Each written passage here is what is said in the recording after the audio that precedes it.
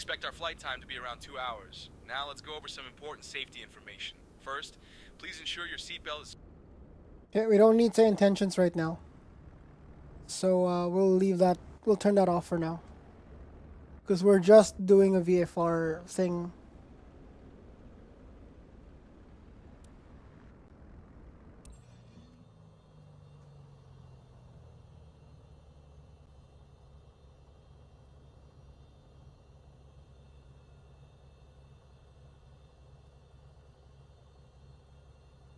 Alright, let's go find the Northern Lights, shall we?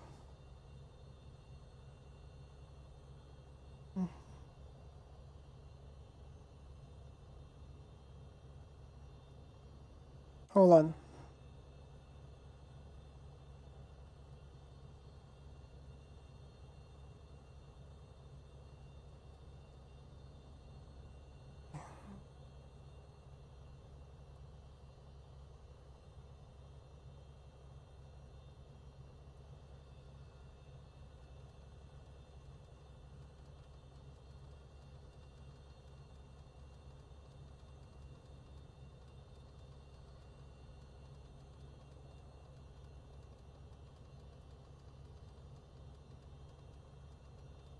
Hmm.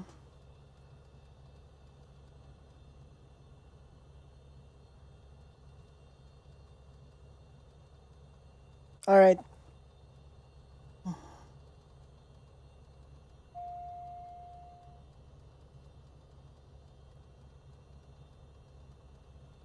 Okay, what's our...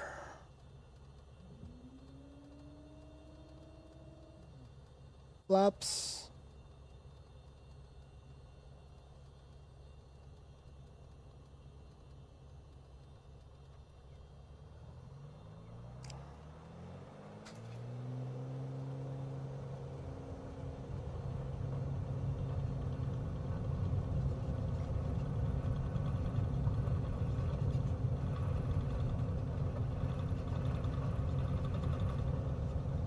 Alright, we're in the air.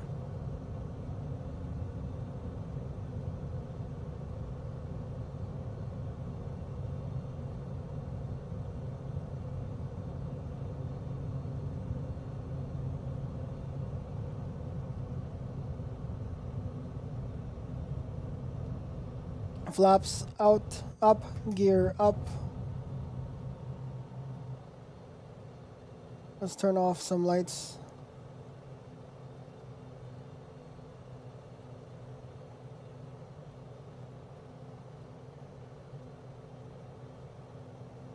Let's do our autopilot. Don't sink, don't sink, don't sink, don't sink.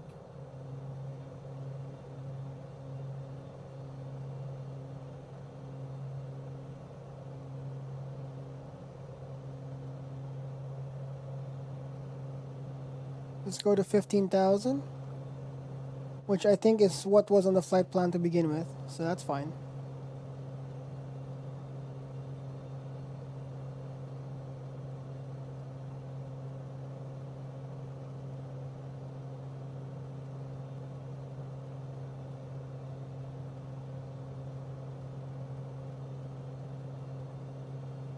I saw it before, so we might be able to see it.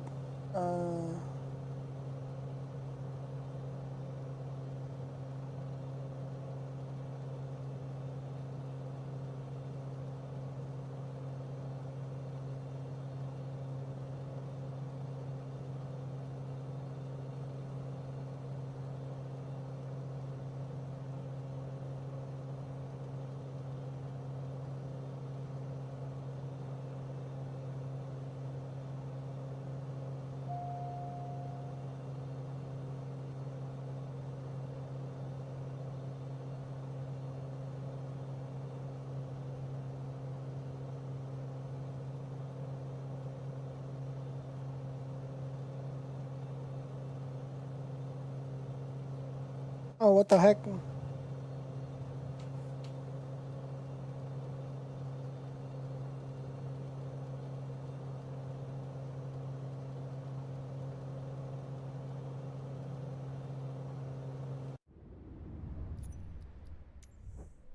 Let me restart it.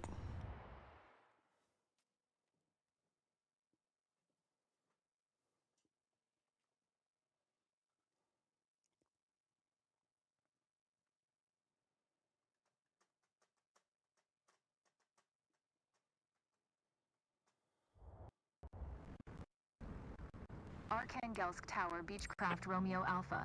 Tree 0, Tree 89er, ready for west departure at runway 26.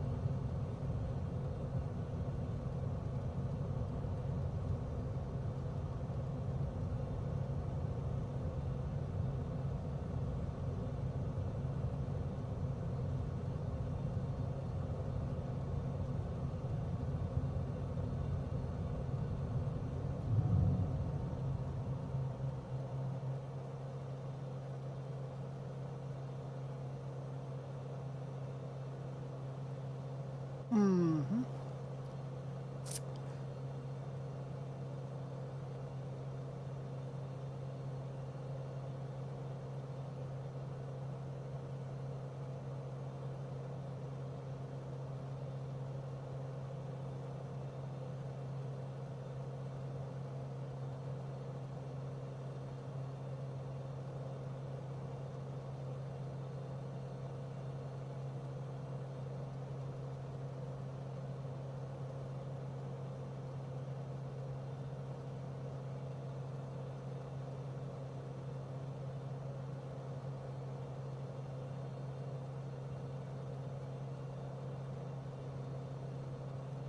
Lit up the world as I fell asleep.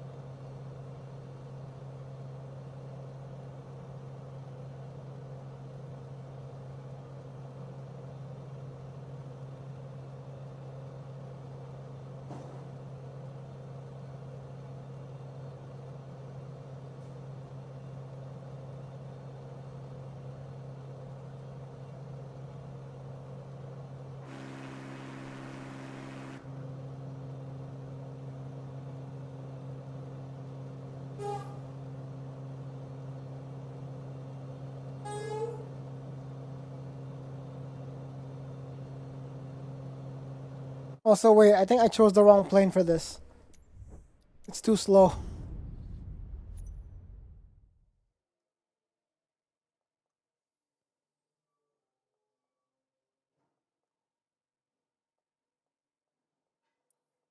Let's choose an airport that's closer. Reykjavik. I think this is in Iceland.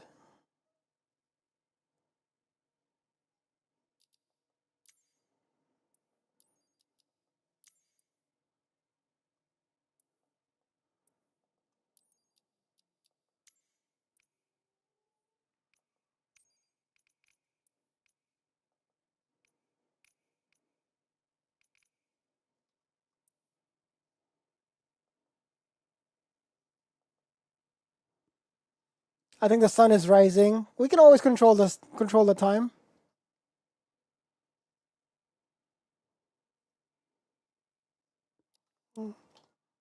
I guess we can try using say intentions for a VFR. It is nighttime though.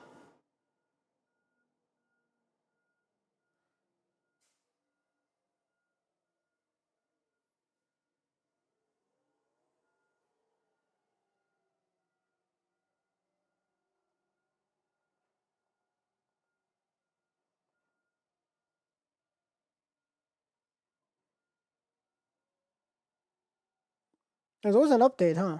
It's crazy.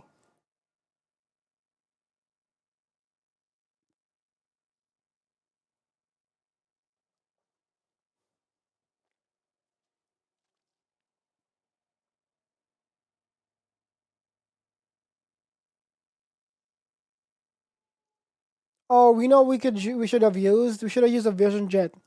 The Vision Jet like front is so massive that we'll see a lot of stuff through it.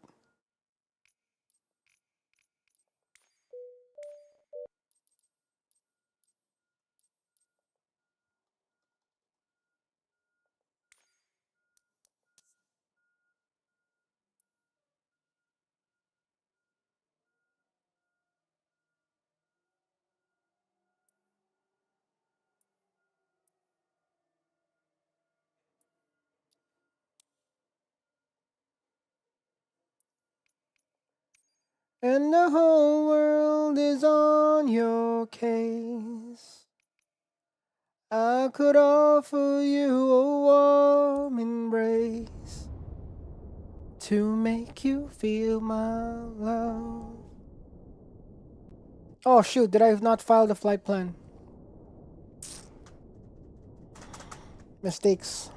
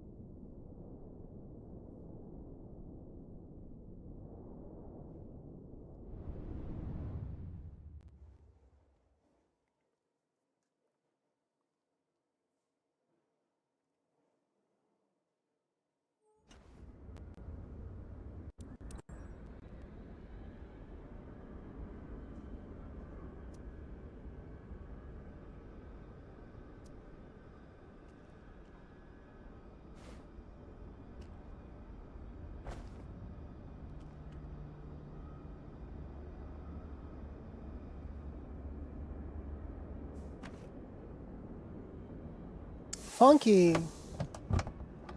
How we doing, buddy? How's you have you been? I was gone for a little bit, so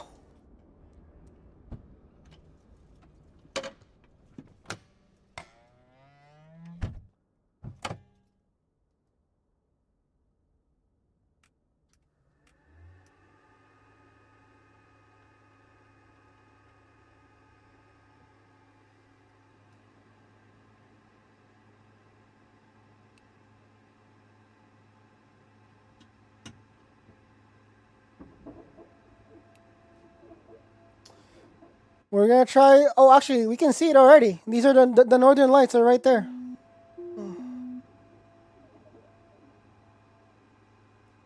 I'm not gonna bother with ATC stuff. We're just gonna go.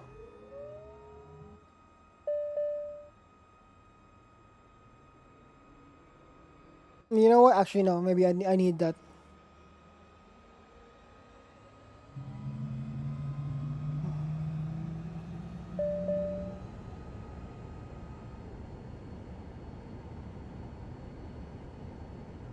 One, two, one.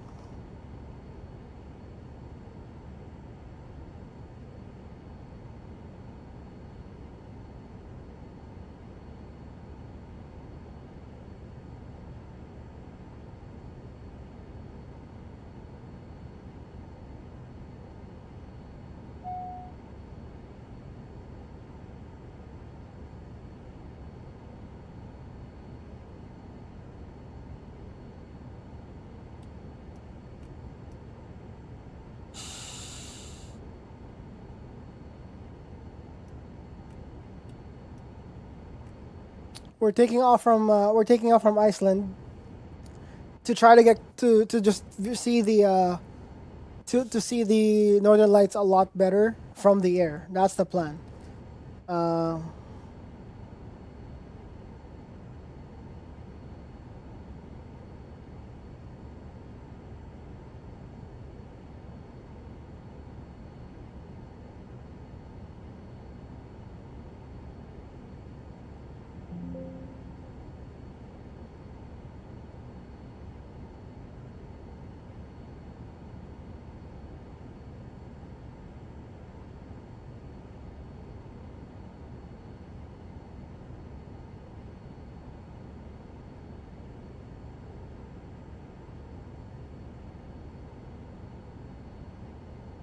I keep closing it.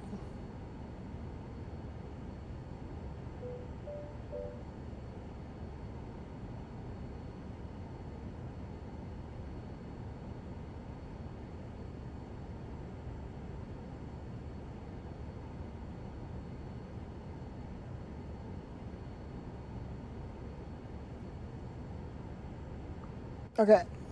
Regular ground, Beechcraft, Ava, Papa Delta. I have parked at apron 1, if it's okay. Beechcraft Tango Foxtrot Bravo Papa Delta Reykjavik ground taxi to parking at your discretion. Thank you.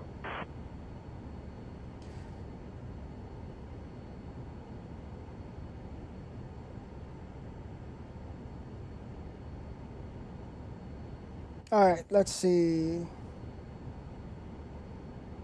Reykjavik ground, Vision Jet, X-ray, uniform kilo, requesting for VFR clearance. Is this going to work? I have no idea. I've never done, I don't think I've ever done a VFR. Vision Jet X-ray uniform kilo. On departure, maintain VFR at or below 1500 feet. Departure on 119.0.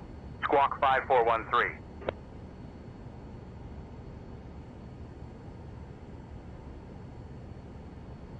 Maintain VFR at or below 1500 feet. Departure 119.0. Squawk 5413. Vision Jet X-ray uniform kilo.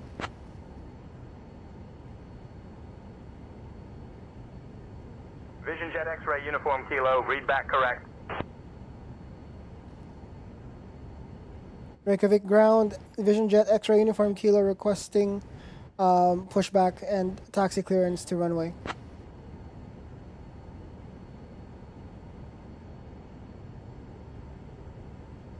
Vision Jet X-ray uniform kilo. Pushback approved. Taxi to runway 19er via Alpha. Contact tower on 118.0 when ready for departure.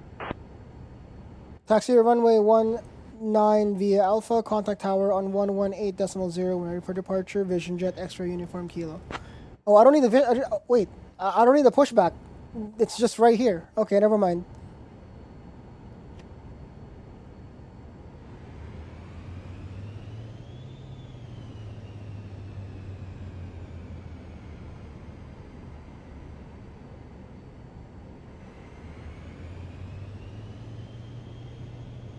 You could probably see it through the screen now. Right here. That's the northern lights.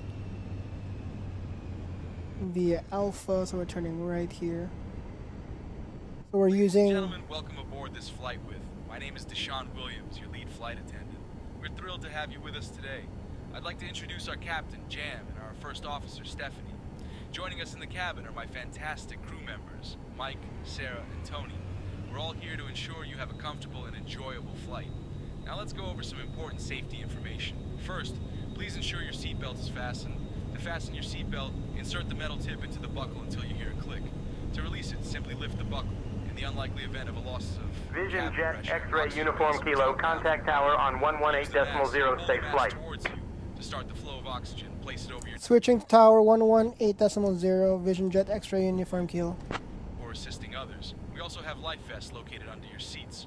To use the life vest, pull it out, place it over your head, and pull the straps around your waist. Inflate it by pulling the red tabs or by blowing into the tube. This aircraft has multiple emergency exits. There are 2 exits at the front, 2 over the wings, and 2 at the rear. Please take a moment to locate the nearest exit, which may be behind you. Reykjavik Tower, Vision Jet X-ray uniform kilo. Holding short runway 19, ready for takeoff. At an altitude of 10,000 meters. Oh, and just a heads up. After our meal service, I'll be coming around with some articles from the shop for you to check out. Vision Thank you Jet for your Oscar attention. Hotel X-ray uniform kilo. Reykjavik Captain Tower, Jam, runway cabin 19er, ready winds for 120 at 14, cleared for takeoff. Cleared for takeoff, winds 120 at 14, Vision Jet X-ray uniform kilo. Alright, let's go.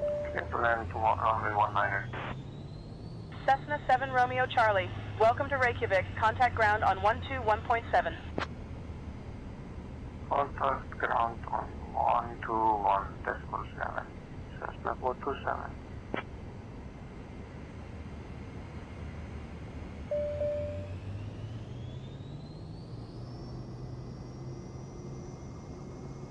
Here we go.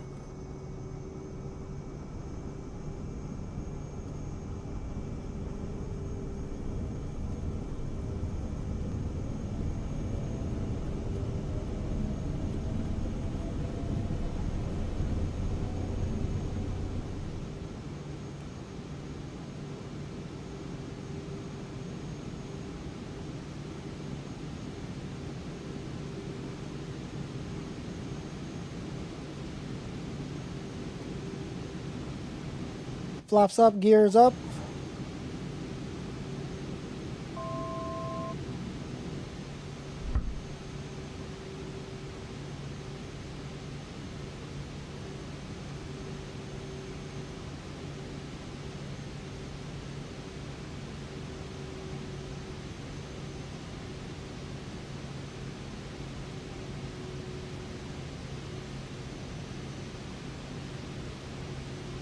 Oh, there it is.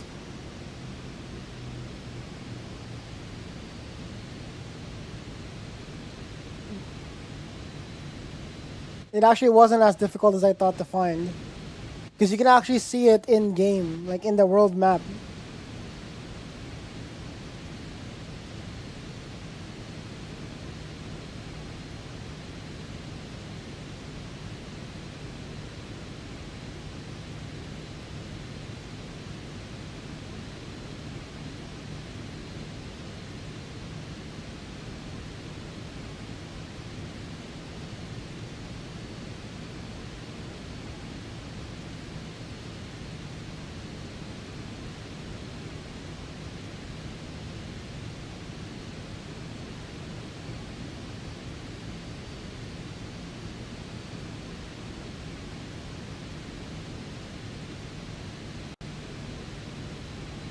Dang, look at that.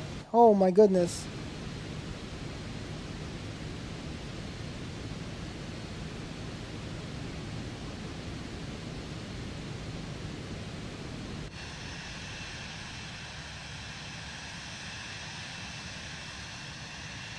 Wow.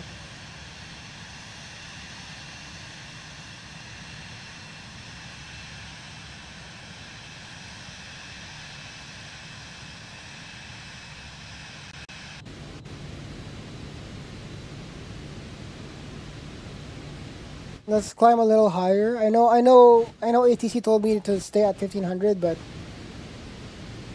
screw it.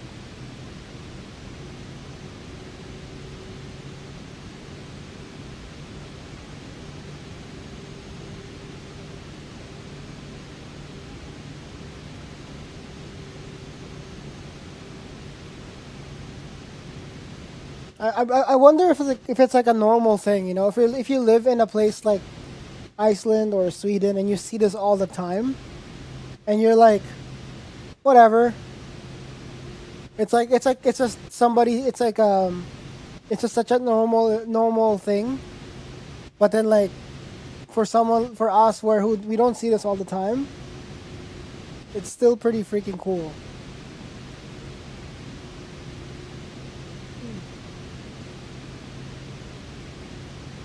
Like snow, yeah.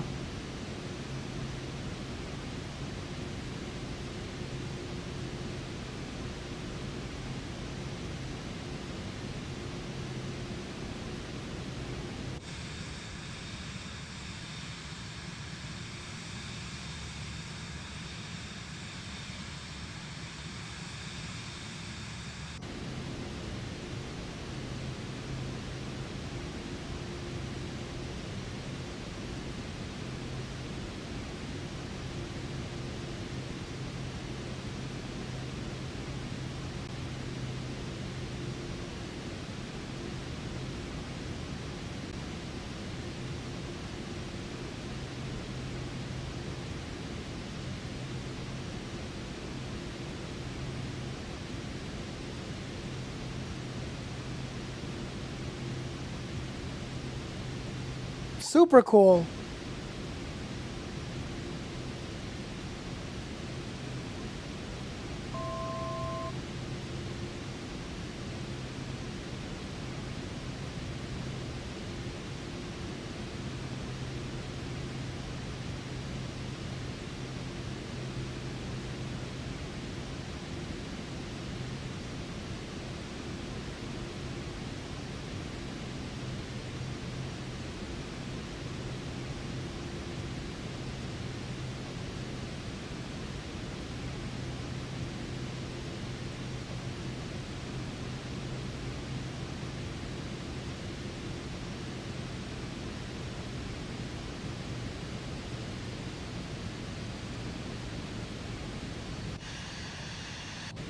If only I can turn off like the display brightness of these screens or turn it down so I can still see my instruments.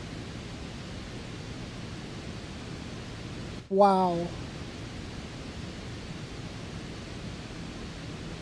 Oh, you can see it better on here too because you can see the side screen. You can see it all through the window.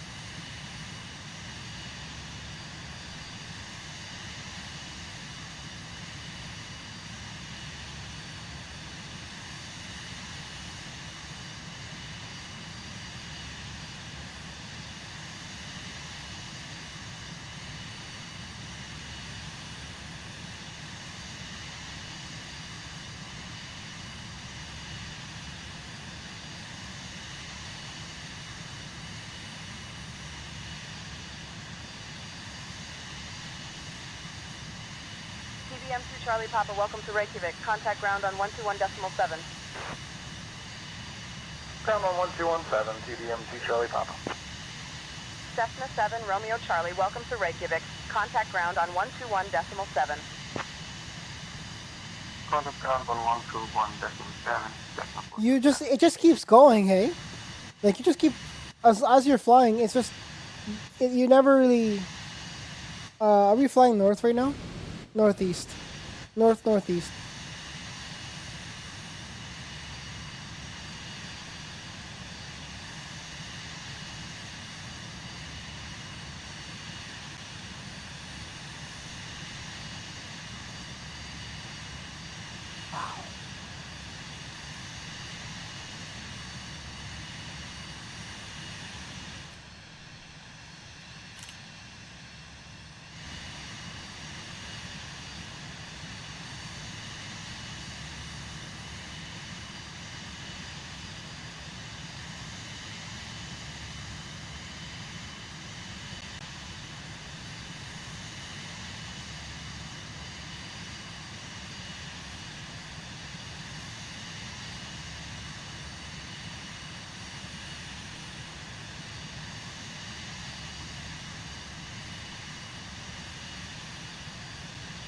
Wow.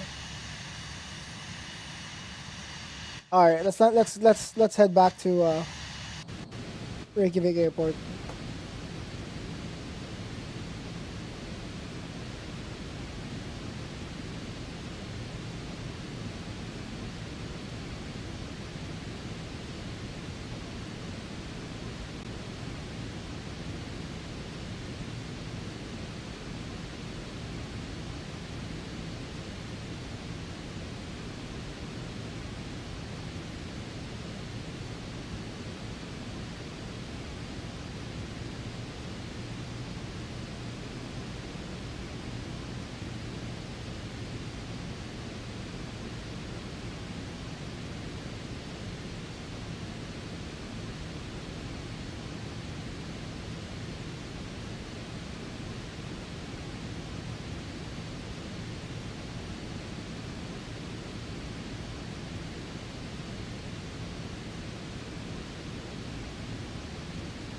Reykjavik Towers, Vision Jet X-Ray Uniform Kilo, en route back to Reykjavik Airport, requesting clearance to land.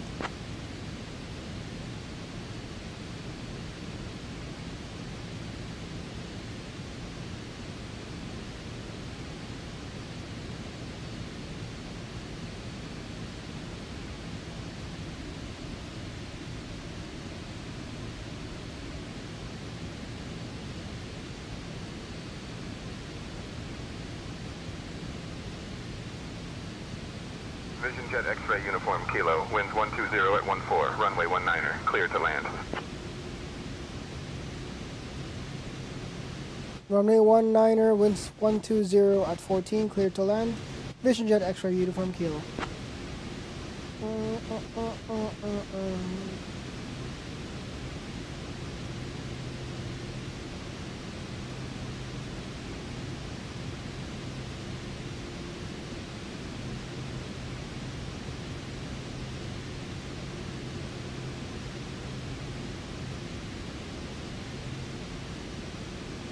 Alright, we're on our way back to land. And then I guess we can do some more flying after. What time is it?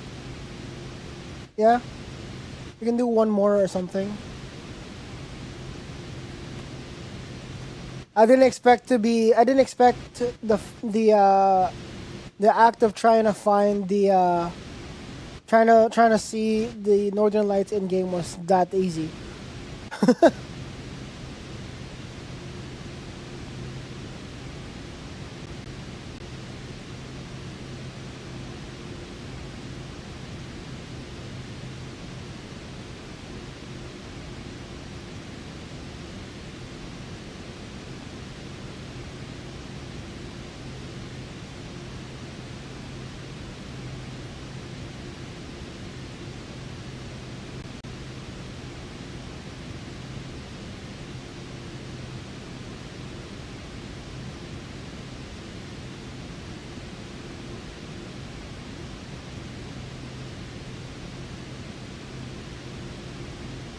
Summer has come to pass. Active nav 1.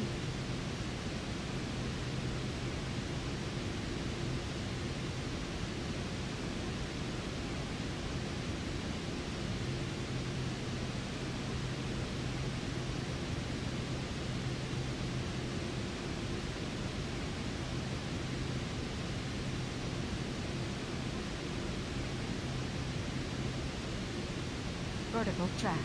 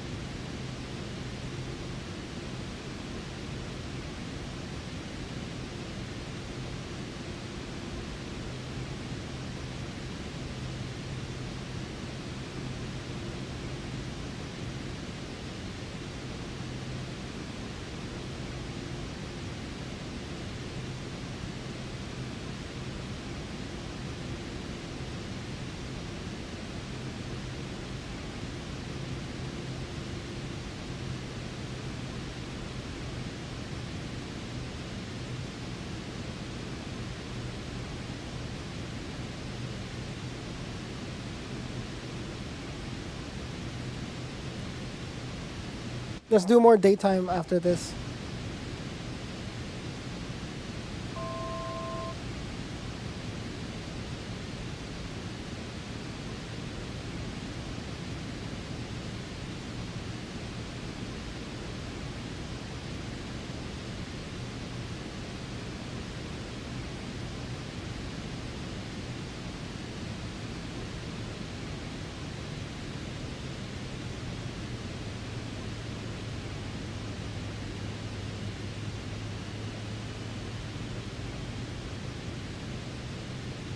After all that, this is what I found.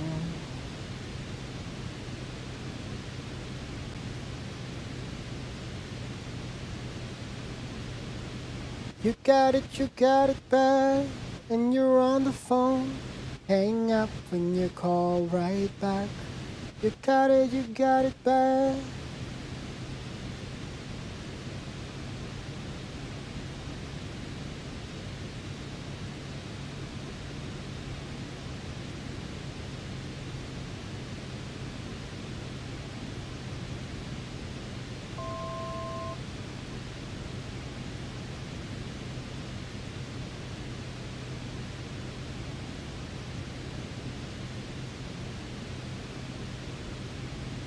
Kodiak 8 Charlie Golf, contact departure on 119.0.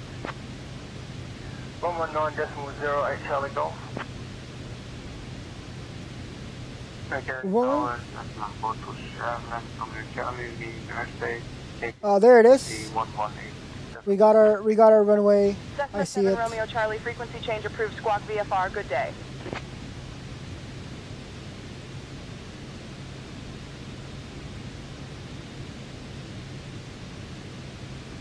And the glide slope. Bingo. We're gonna do manual auto throttle here.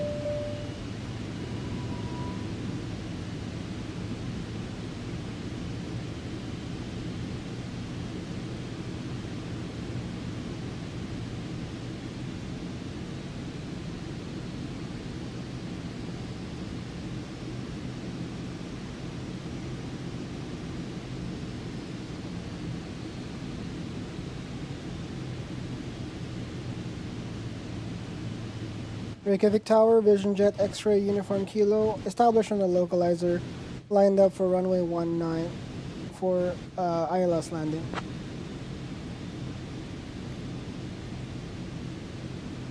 Vision Jet X-ray Uniform Kilo, winds 120 at 14, runway 19er, clear to land. Winds 120 at 14, runway 19er, cleared to land. Vision Jet X-ray Uniform Kilo.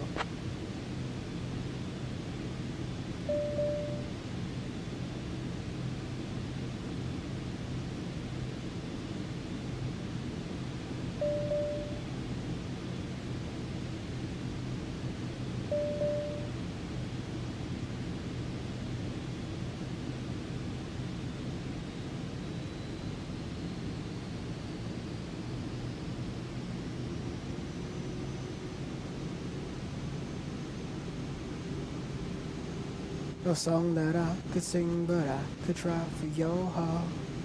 Our dreams that are made out of real things. Your box of photographs and sepia tone loving.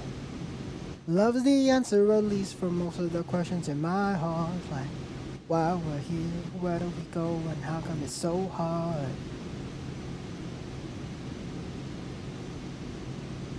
I tell you one thing, it's always better when we're together. It's always better when we're together.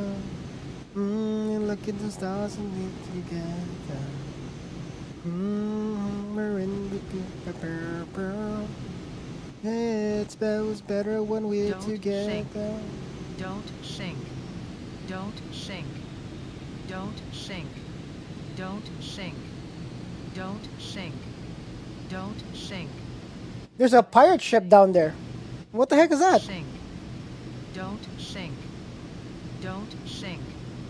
Don't sink. Don't sink. Don't sink. Don't sink. Don't sink. Don't sink.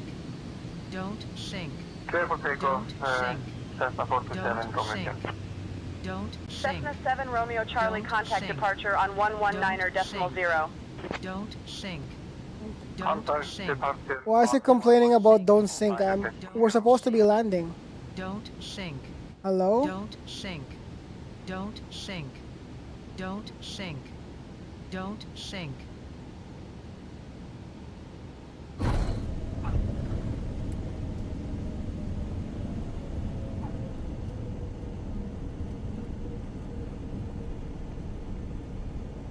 Vision Jet X-ray Uniform Kilo, welcome to Reykjavik.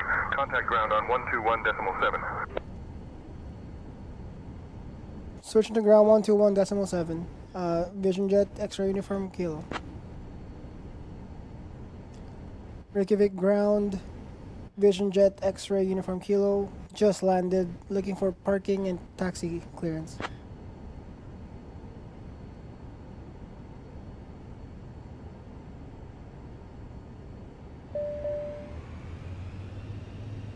Vision Jet Oscar Hotel X-Ray Uniform Kilo, Reykjavik ground, taxi to terminal via Charlie, Alpha, cross runway 31, then Echo, cross runway 19 at your discretion. Have a good day. Taxi to terminal via Charlie, Alpha, cross runway 31, then Echo, cross runway 19 at discretion. Vision Jet X-Ray Uniform Kilo.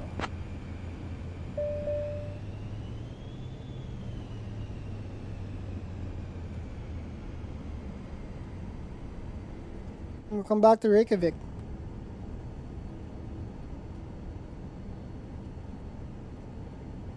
I will say it's super cool that you could fly and you could see like the northern lights in game. Like we can see it right now. We're not even in the air. We're on the ground. And it's right there. That's so dope.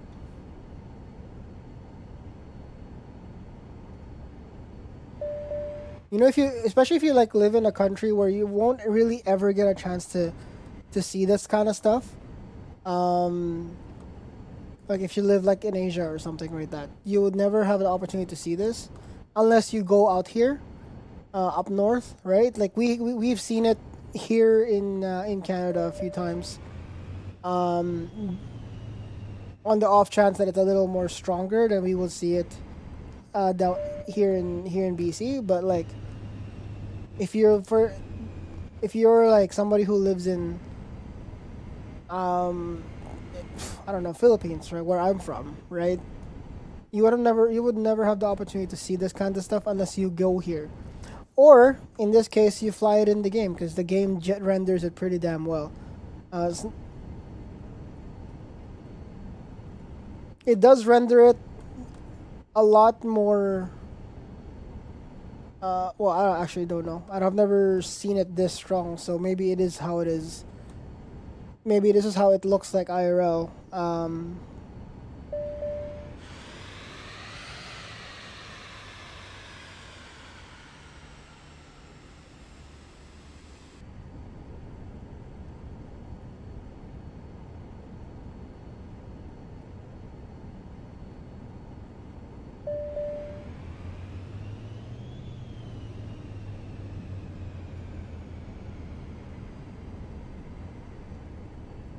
Reykjavik ground, TBM, November 142, Charlie Papa.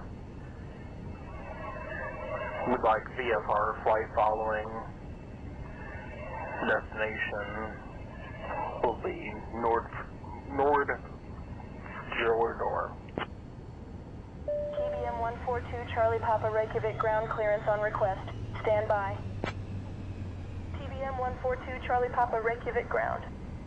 On departure, maintain VFR at or below 5500 feet. Departure on 119.0, squawk 2425. Departure maintain VFR at or below 5,500. Departure on 119.0, squawk 2425, TDM 2 Charlie Papa.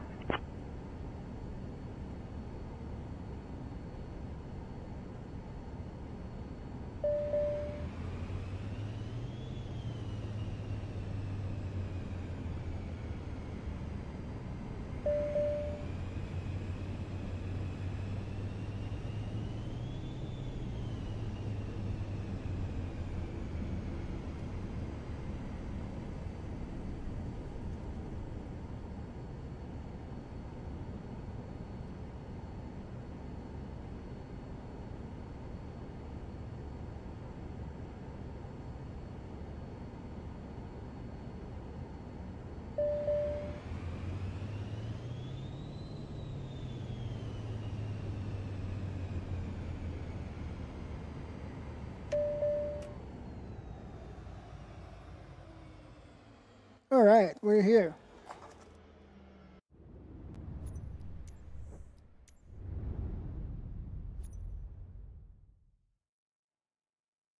Do I have any on-air missions? I think my on-air is still paused. So, because I did pause it when I left for vacation. So, if there's a flight, if there's a mission we can do there to earn money in the game.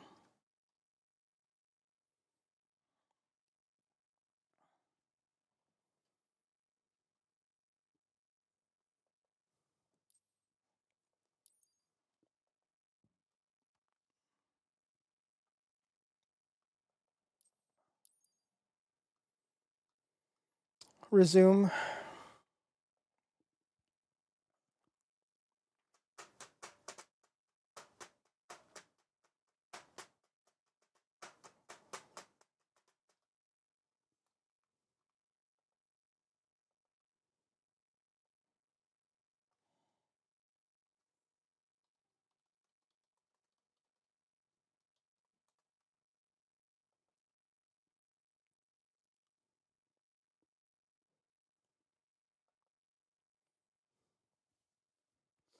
We do have a I think we still have a longitude in here. Yeah, there we go.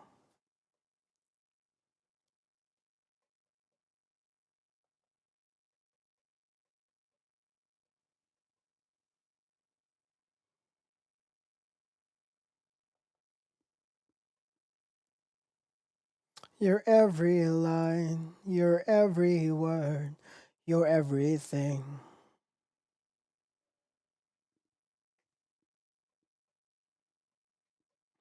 You're a carousel, you're a wishing well, and you light me up, and you ring my bell.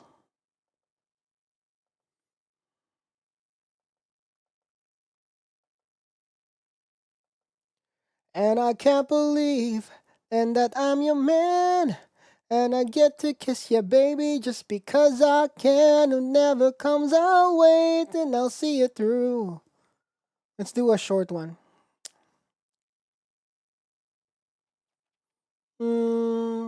Like 100 nautical mile one, maybe? Where's this? Penticton?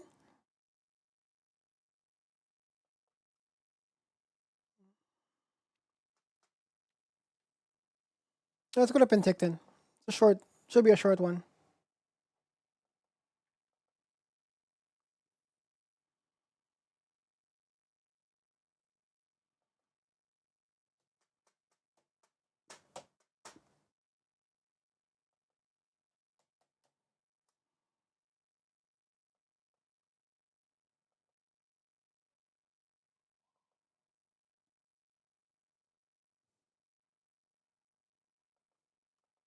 Let's see, YYF.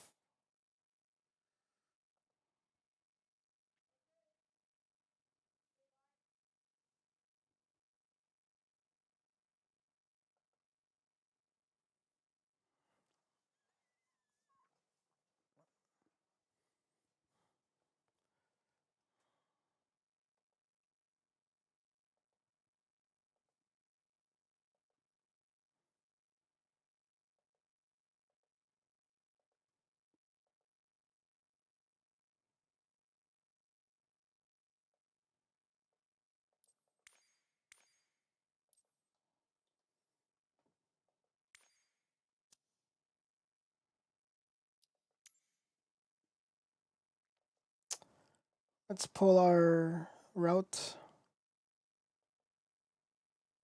So Abbotsford to Penticton. It's going to be a short flight.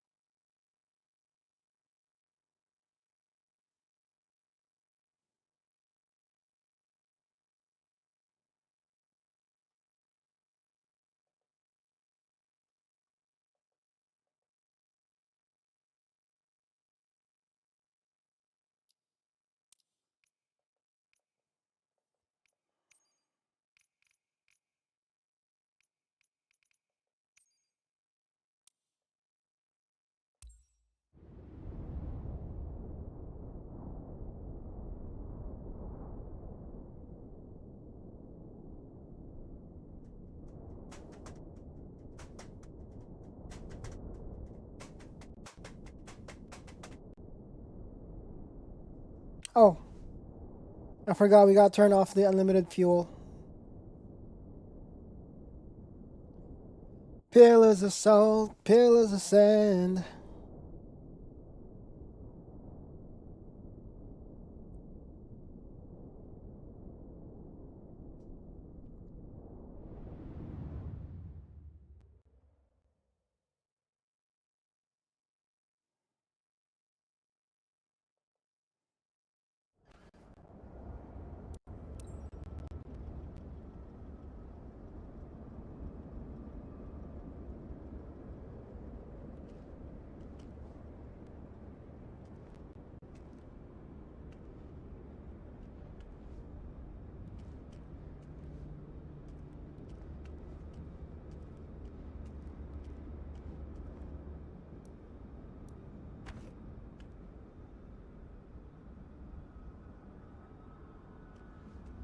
People couldn't believe what I've become.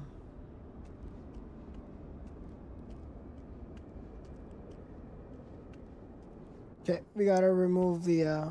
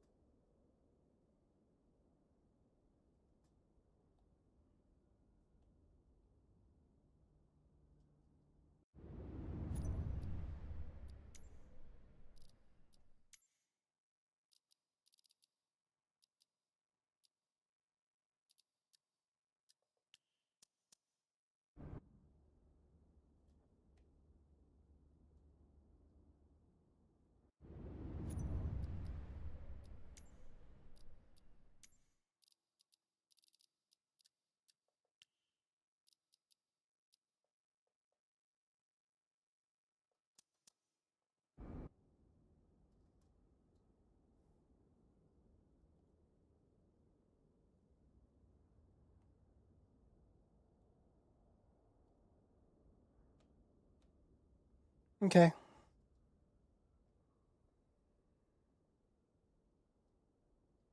Electrics. How do you do the electric stuff? You know what? Screw it.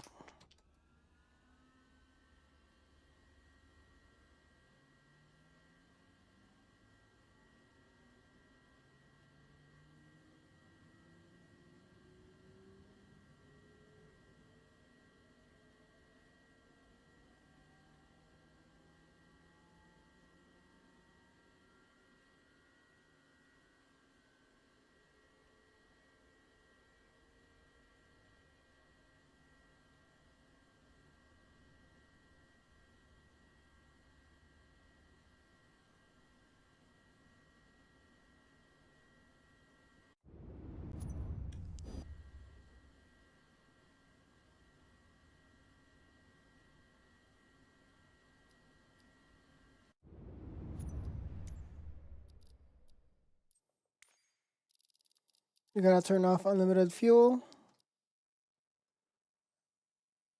Start.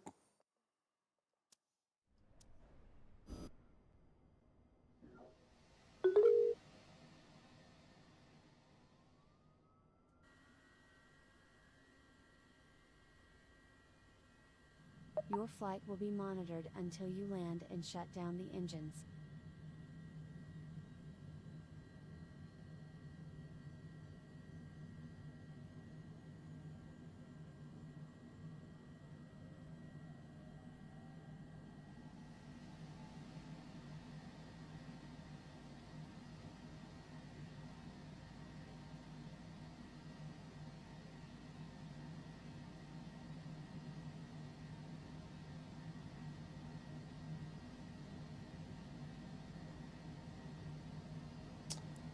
Uh,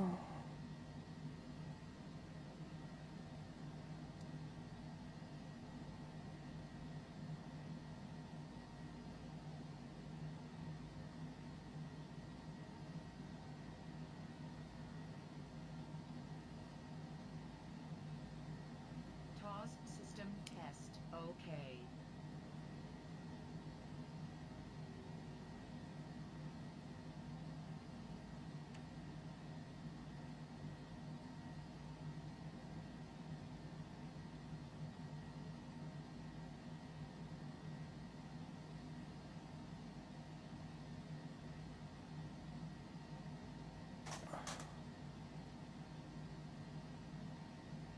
okay.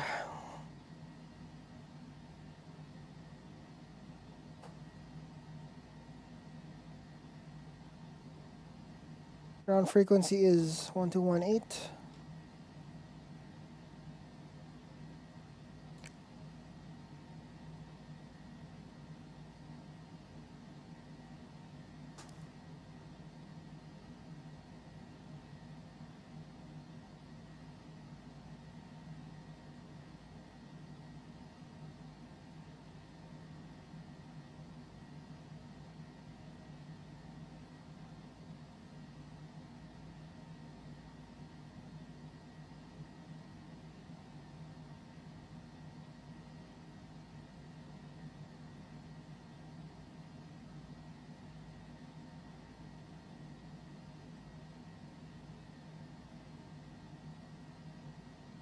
C-F-X-ZK.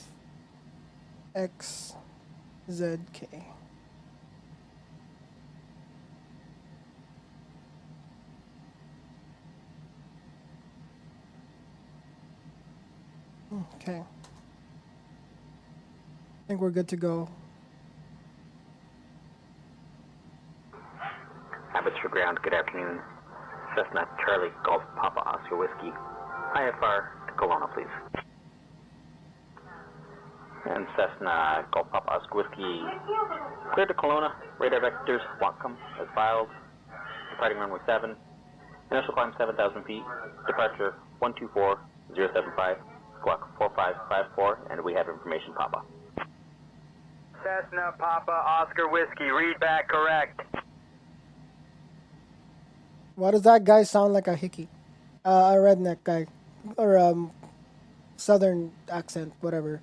Okay, anyways. Abbotsford Ground. Cessna's Foxtrot X-Ray Zulu Kilo, requesting for IFR clearance to Penticton. Clearance on request, stand by.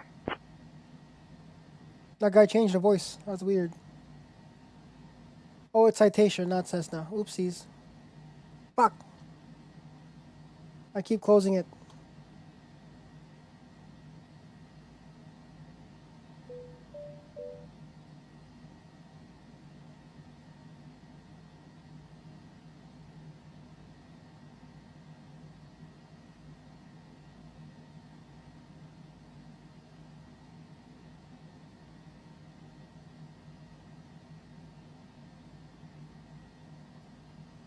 Baron Whiskey Yankee Quebec, contact tower on 121.0. 121.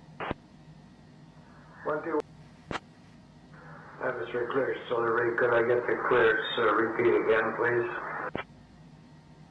Whiskey Yankee Quebec is cleared to the Vancouver Airport after departure. Radar vectors to HU8. Then is filed. Departure on runway 07. Initial climb to 4,000. Departure 124.075. Squawking 6723.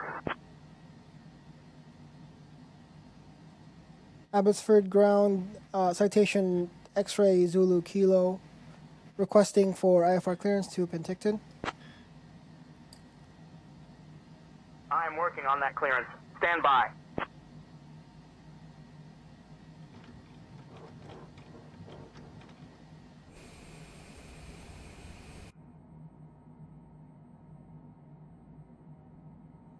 Citation X-Ray Zulu Kilo, information X-Ray is correct. Clear to Penticton. After departure, fly radar vectors to Silly, then as filed. Departure runway 07. Initial climb to 4,000. Departure on 124.075. Squawk 5342. Information X-ray is current.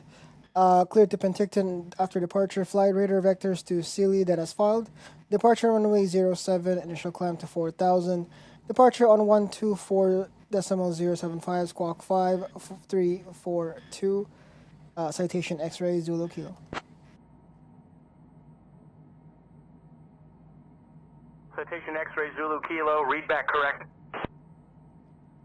Abbotsford Ground, Citation X-Ray Zulu Kilo, requesting pushback and taxi clearance.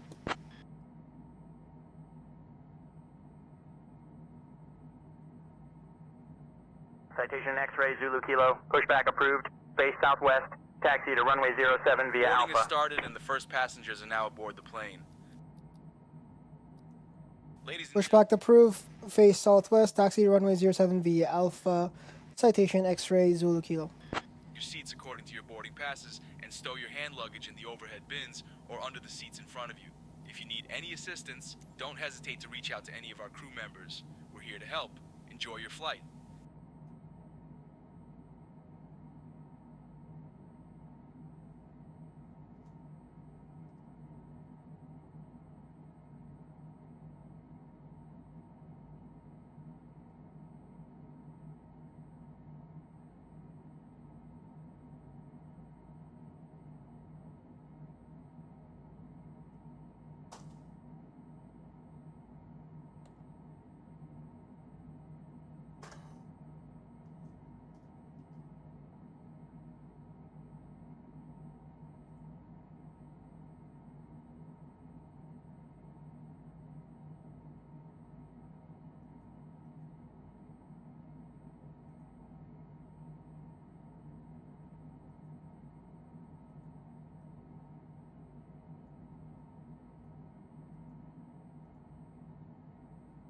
Why is our pushback not working?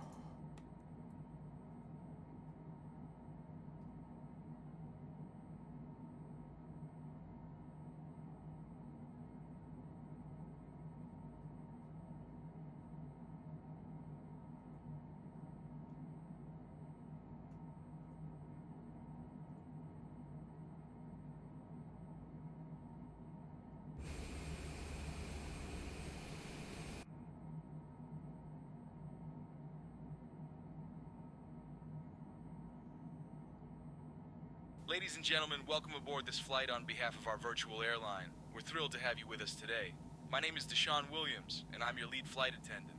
Joining me in the cabin are my fantastic crew members, Mia, Jamal, and Tasha.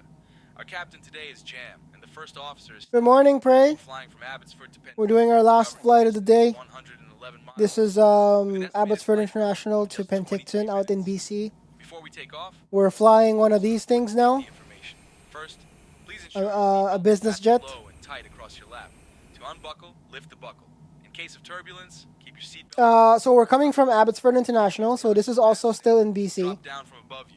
Pull And then we're flying to Penticton, Toronto. You know what? We should probably do one of those at some point, like a cross, like a flight from like of an emergency. We have several from like on this aircraft. BC to like Toronto, or Vancouver to Toronto or something.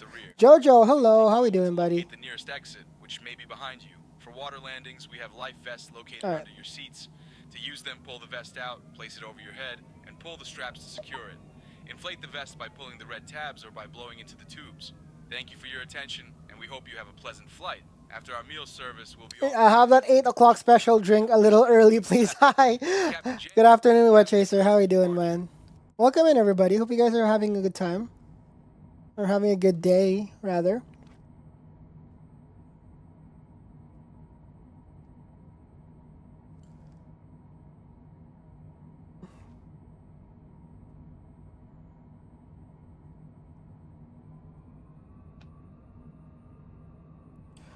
Maybe we should do a Toronto flight at some point. Actually, now that you mention it, Bad Prey, we should probably do that next week. When we do more flight sim streaming, well, let me figure out a flight plan between here and there, and then if it's doable, we'll do it on stream. Citation X-ray Zulu Kilo. Contact tower on 119.4. I can't stop the plane. What the? Hold on. Something's wrong with the controls.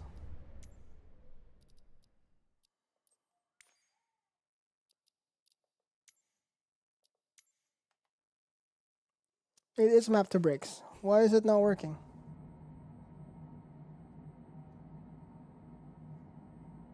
GF just bought Flight Sim? Hey!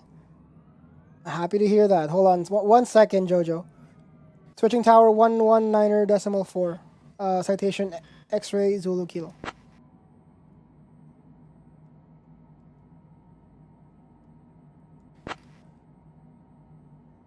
Abbotsford Tower, citation X-ray Zulu Kilo, holding short, runway 07, ready for takeoff. Okay, so actually, let me take off, Jojo, and I'll address that, because I don't forget anything. Once we get in the air. X-ray Zulu Kilo. Contact tower on 119.4 when ready for departure. Abbotsford Tower, citation X-ray Zulu Kilo, holding short, runway 07, ready for takeoff. I was on the wrong frequency the entire time. Citation Charlie Foxtrot X-ray Zulu Kilo, Abbotsford Tower, runway 7, winds calm, cleared for takeoff. Runway 7, winds calm, cleared for takeoff, citation X-ray Zulu Kilo. Alright, here we go.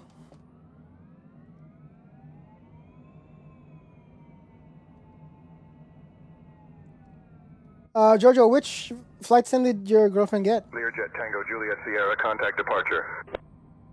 Over to departure, Tango Juliet Sierra.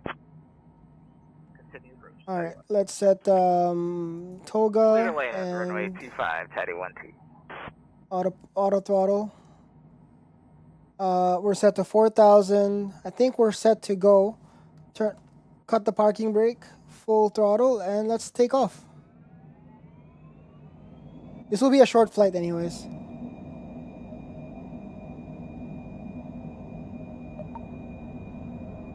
Flight 124, nice. Stand by, 1 second.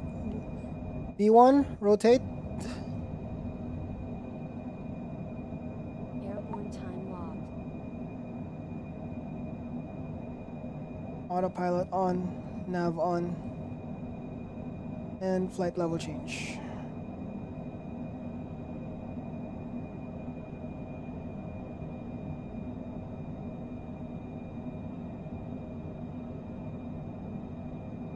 Citation X-ray Zulu Kilo. Contact departure on 124.075. Switching departure 124.075, citation X-ray Zulu Kilo.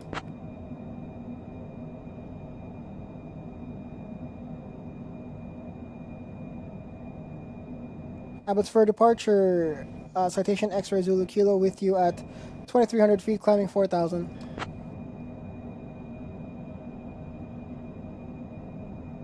Citation Charlie Foxtrot X-ray Zulu Kilo, Vancouver Center, radar contact, clear direct Silly. Climb flight level 190.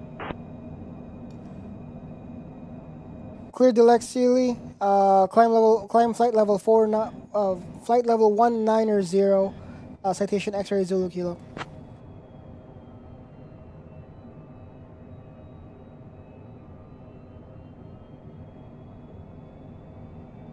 I think Jojo might be in an ad, so I'll respond to that question after the ad's over. Citation X-ray Zulu Kilo, contact Vancouver approach on 126.125. Switching Vancouver approach 126.125, citation X-ray Zulu Kilo.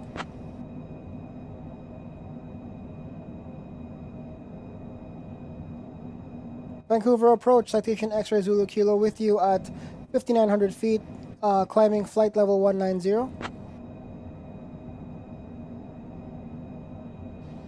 Citation Charlie Foxtrot X-ray Zulu Kilo, Vancouver approach identified. Good afternoon, Abbotsford QNH 29.901.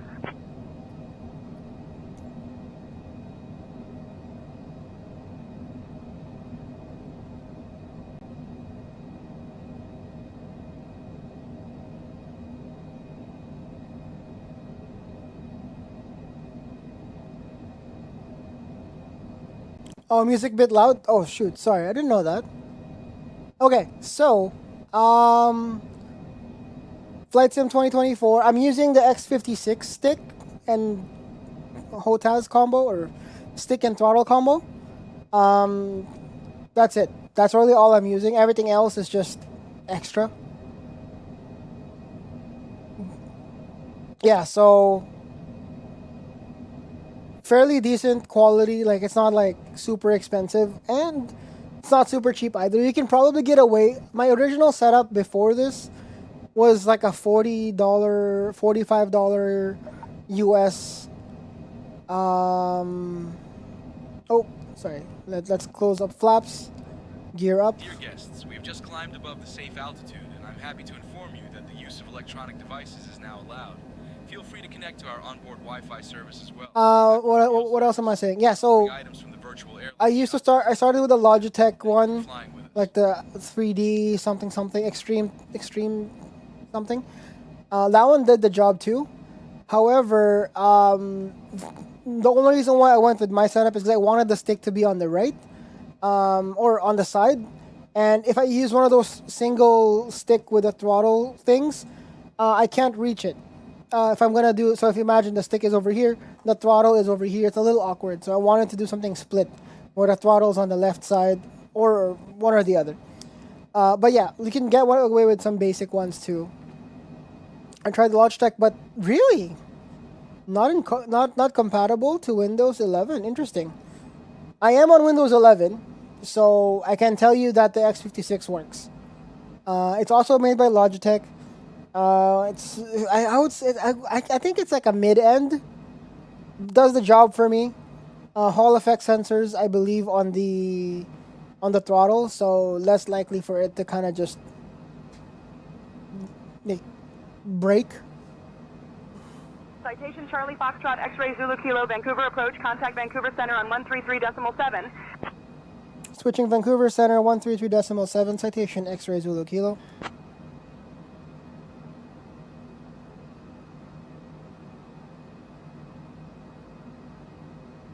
Vancouver Center, citation X-ray Zulu Kilo, with you at flight level 190. Citation Charlie Foxtrot X-ray Zulu Kilo, Vancouver Center, identified. Good afternoon.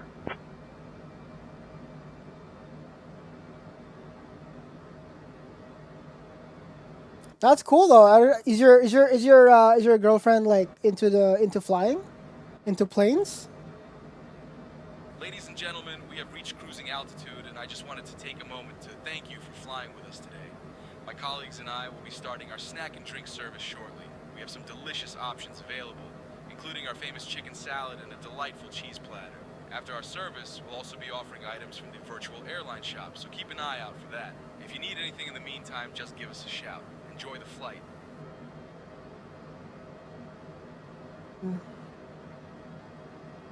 She's interested but never played a simulator. Interesting. Okay, okay. Yo, man, if there's questions, you know where to find me. Citation Charlie Foxtrot X-ray Zulu Kilo, Vancouver Center. Expect the RNAV Bravo runway 34 approach into Penticton. I'll have you descending in just a moment. Expecting RNAV Bravo runway 34 approach into Penticton. Descending in just a moment. Then, citation X-ray Zulu Kilo. Can we change the runways? I messed up. I wanted runway 16.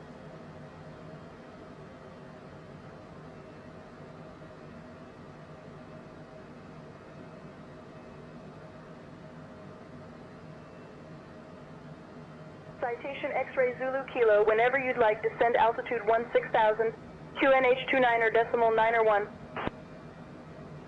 Runway 34. Hold on. There's something funky with our setup.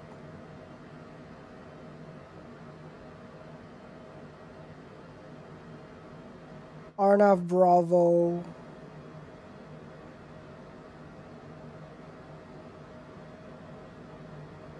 Okay, well, know what? We'll figure it out later. Descending flight level 160, citation X-ray Zulu Kilo.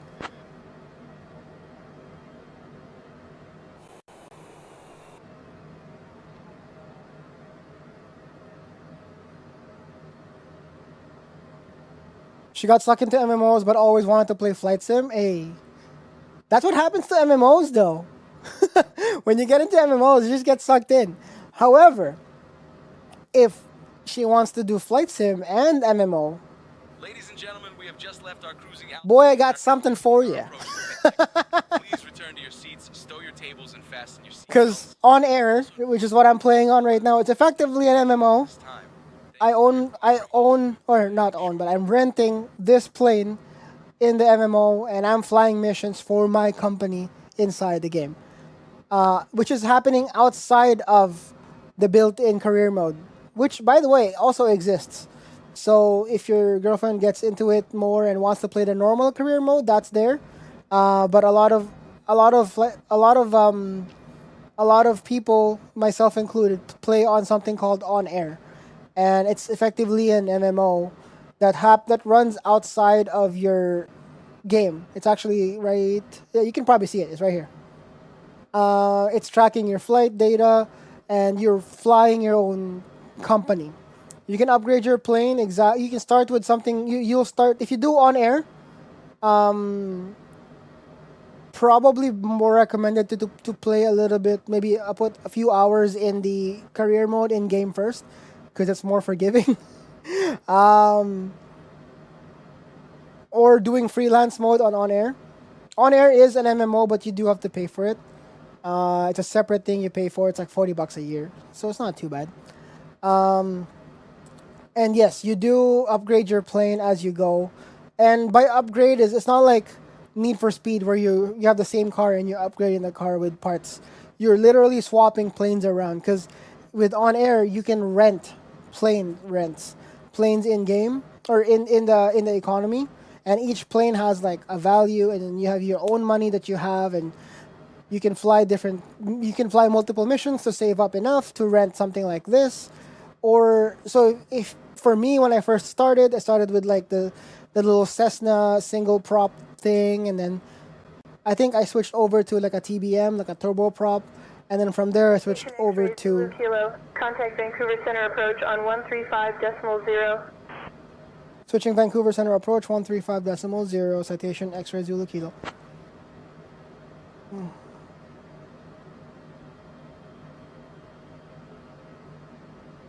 Vancouver Center approach, citation X-ray Zulu Kilo with you at flight level 160.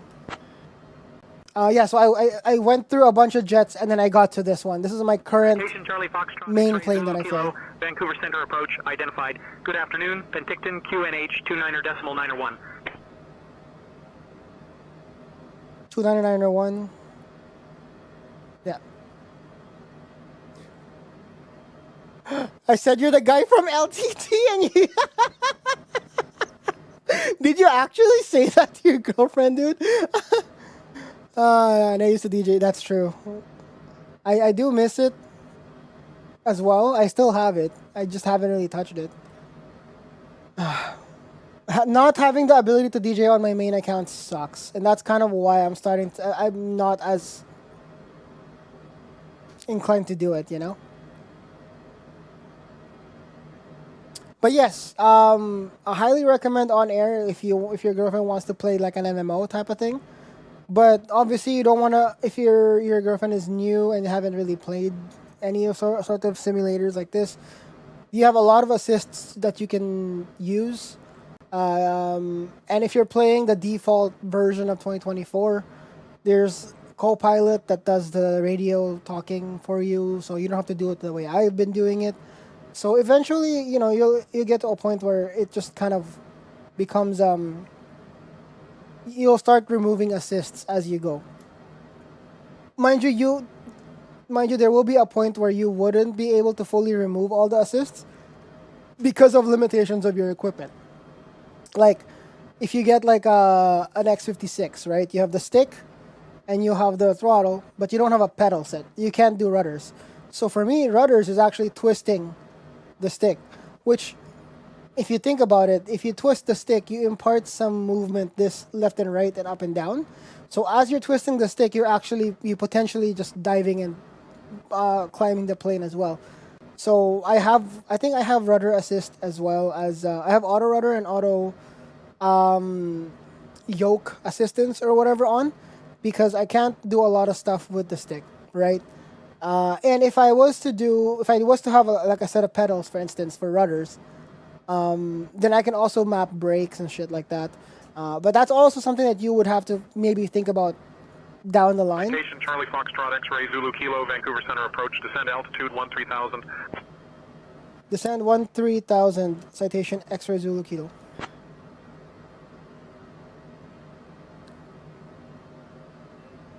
I like how it's hilarious how people would just be like, "Oh, he's the guy from LTT." I don't actually work for them. I was just on their video, right?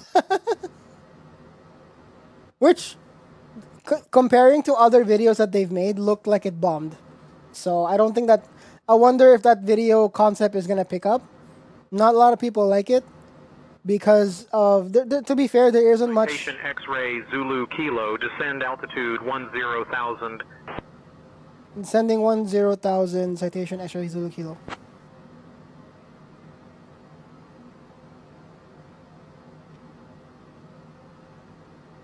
They invited you and you were nearby? No, there was a casting call. Just like any sort of like, for example, just like, imagine like a show. There was an open casting call. I signed up. I did my audition tape, sent it in, and then they called me back. That's it. So it's just a normal, like, me being a streamer had nothing to do with it. It was literally as if somebody, just like anybody, I did an audition tape. And then, yeah.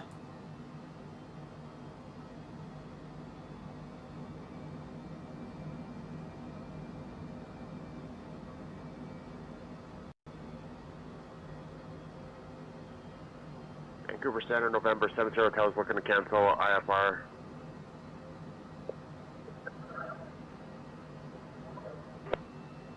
Vancouver Center, November 70 Hotel is looking to cancel VFR flight while following. Vancouver Center, November 70 Hotel, you reading me? Blackwing 7 Sierra Hotel. You're leaving the Bravo airspace. Remain outside the Bravo. So you're playing all air traffic? Are you role playing all air traffic control and there's another player there? No, it's an AI tool. So I'm responding. I'm talking to like an AI thing, and I send it. I make my flight plan like a normal flight plan through like I would like in a real plane kind of thing. I will send it into that network, and that would be my ATC network. So whenever I speak to it, it will basically guide me through my own flight plan as I'm flying, telling me to hop from one frequency to another, X, Y, and Z. This is also another third-party thing. This is not part of default flight sim. Default flight sim is quiet and boring. Doing the ATC thing makes it easy for me to just not be super bored when I'm flying, because I'm continuously paying attention to radios and changing, doing a lot more with the flying instead of just like flopping autopilot and then just stopping. Since the flight plan is uploaded into the ATC AI thingy, they know when I should be descending, but I don't remember all of that because I don't have the flight plan. So it'll tell me as if it's a real flight, IRL, where it's like, okay, ATC tells me to drop down to 10,000 feet, and so on, and then lining up to the runway, X, Y, that kind of stuff. This is the full immersion setup, exactly. At the very baseline of flight sim, though, there is some basic ATC, but it's not you talking. It's your co-pilot. It's that person. It's like, oops, that person there will be the one talking to ATC.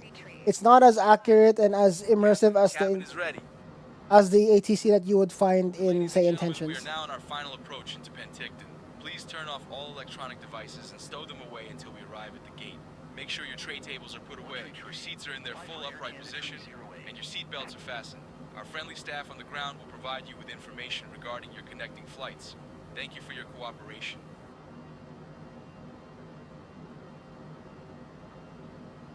Citation X-ray Zulu Kilo, descend altitude 6,000, turn right heading 170 vectors for the RNAV runway 34 approach. Oh, shoot. Okay. Descending altitude 6,000, turning right, heading 170 vectors for RNAV runway 34 approach. I'm not lined up to the right runway, guys. This is not a good thing.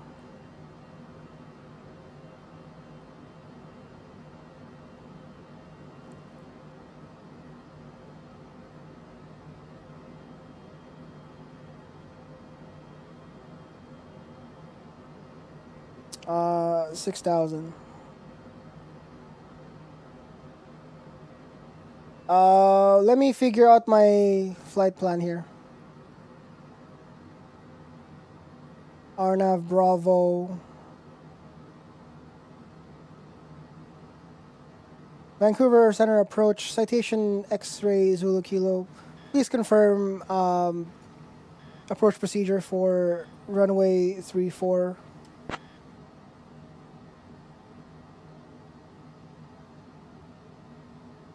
Citation X-ray Zulu Kilo, descend altitude 6,000, turn right heading 180 vectors for the RNAV runway 34 approach.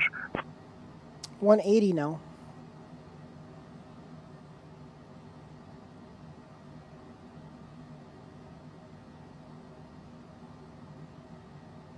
Vancouver Center Skywest 3436 is passing FL205 climbing FL280. Vancouver Center approach, citation X-ray Zulu Kilo. Request runway change to runway 16, please. Would you let me change it, please? Thank you. Can I change? Citation X-ray Zulu Kilo, runway change approved. Turn right heading 180 vectors for the RNAV runway 16 approach. Perfect, thank you.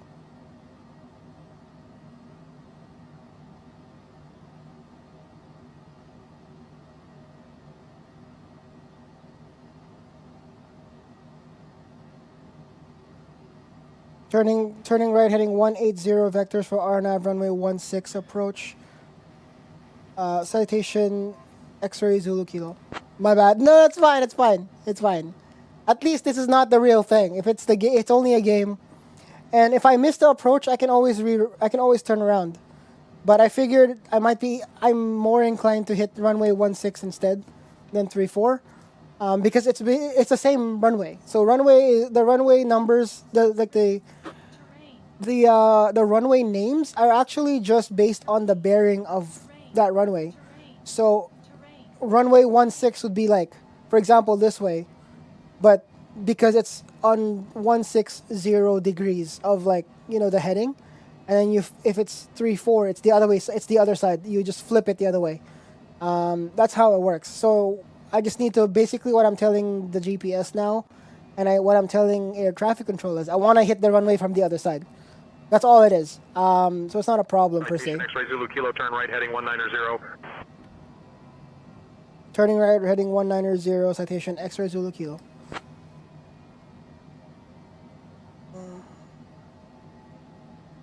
Actually, I'm not even going to bother. I'm already lined up for the approach. So I'll just do readbacks and whatever. But yes, I'm excited, dude. I'm excited for your girlfriend to play. It's not exact. It's also nice to play this game as a digital tourist in some way, like a tourism type thing, where there would be times where I would fly this. There would be times that I would fly this game to just sightsee. Like I wouldn't use this plane. I would use like a small plane that can land anywhere, and then just have a great time, and just view things. Photographer mode is also pretty cool. It's not as, I would say it's somewhat buggy in some ways as well. But they're fixing a lot of it. But photographer mode is pretty cool though, because if I remember correctly, it loads the entire stage or mission into the game, into the system, so it doesn't have to load. By that meaning that if you're doing free flight like this and you flew to that same place, it won't look as good as it would be in photographer mode if you were loaded into photographer mode as is. If that makes sense. Let's turn VNAV. Where's our VNAV? 8,000, Baron 58 Zulu Golf. Baron 8 Zulu Golf, descend and maintain 8,000. Said 8,000, Baron 58. Does make sense, yeah. Do you ever get motion sickness? I do not. There's no motion in the rig, so I'm totally fine. Although I expect some people who aren't able to keep up with the movement on screen could be. I would get more motion sickness if I was to play in VR, not on the flat screens. The setup is what caused them to be immediately called out. Oh, yeah. They asked me how many screens I got, and I'm like, well, shit. 4 of them is right here. It doesn't even include the ones on my actual work desk.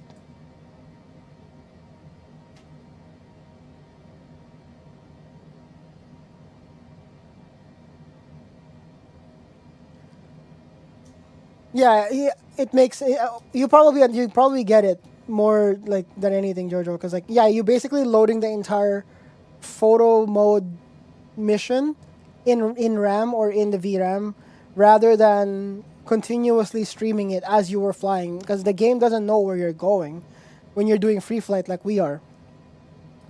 So if you're doing free flight, citation X-ray Zulu Kilo, turn right, heading 200. 200. Why?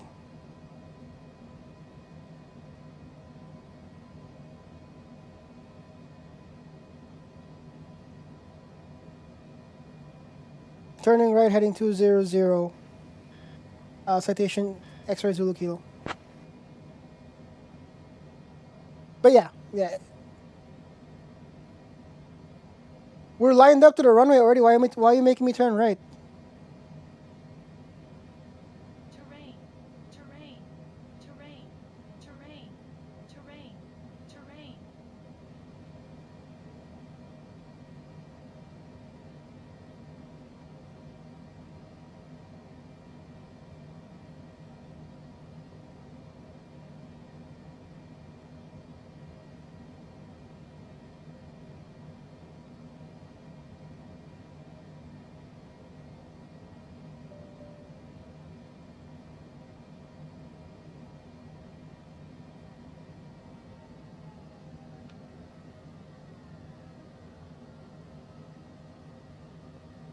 I'm gonna get past this mountain and then descend.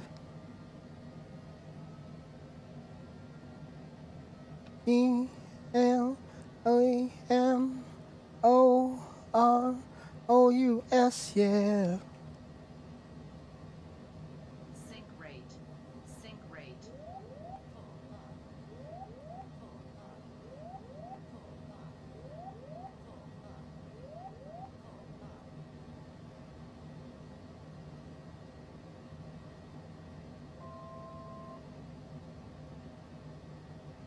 Air Canada 212 climb and maintain FL 350.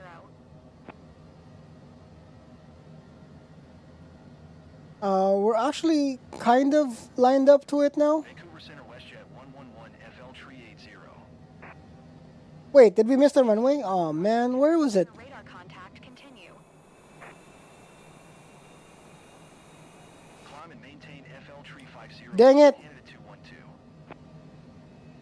Vancouver Center approach Cessna, citation X-ray Zulu Kilo reporting a missed approach.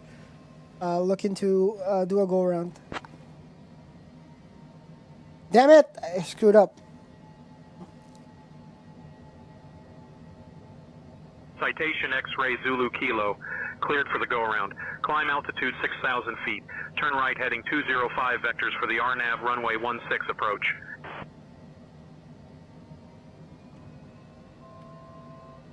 This is why American Airlines is delayed. Yeah, I guess so. Citation X-ray Zulu Kilo, Penticton Airport at your 2 o'clock 11 miles. Change to advisory frequency approved. Report cancellation of IFR or missed approach this frequency. 2 o'clock 11 miles. Oh, we're en route the entire time? What the fuck?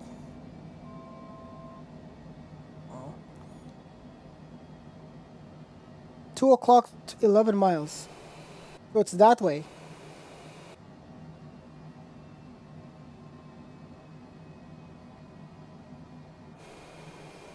Oh, like literally in front of me. It's right there. Airspeed. Air Canada 212 contact. Okay, we're gonna do a proper go around. Good day.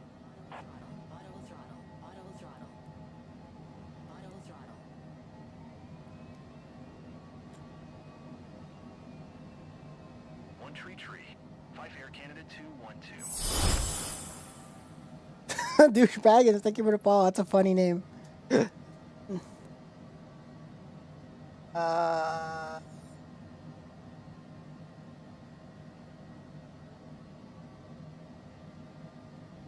Okay, let's do that.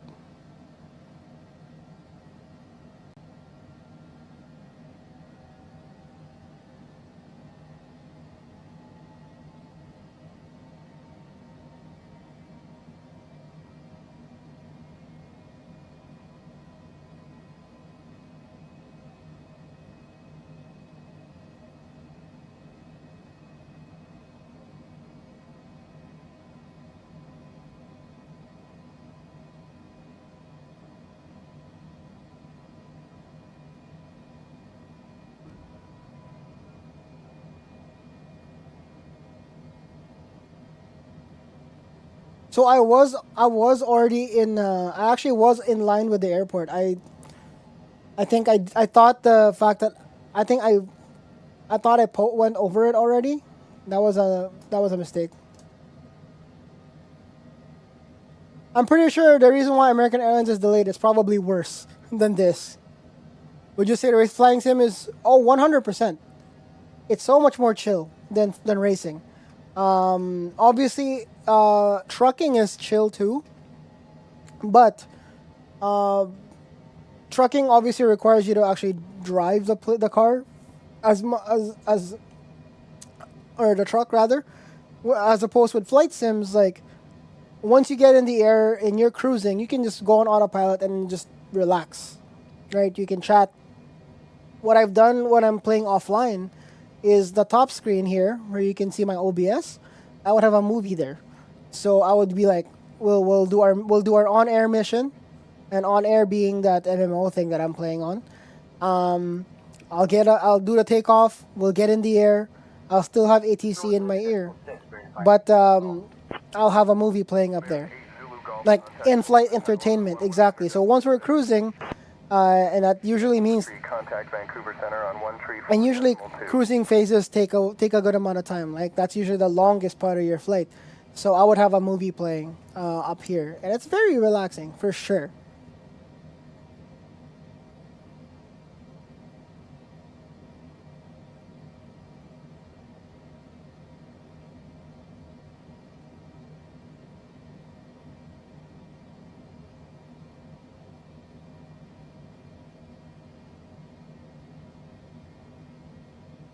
It's like part of the experience, exactly. I mean, you can also do like short flights. Like I think at the beginning when I was starting out, I enjoyed like doing like short hops, like from one place to another, like little island jumps and stuff like that. You can even, one thing you could also do, like if you want to try something, is you spawn yourself in like Oahu, which is one of the Hawaiian islands, and then use a plane and you fly from one island over the other, fly over top of it. That's kind of cool too, and that's something that's outside of doing the photographer mode and all those other modes. That's more like you just do it on your own. You open free flight, you decide on which island to land on, to spawn on. You find a plane that can land on water, and just have a great time.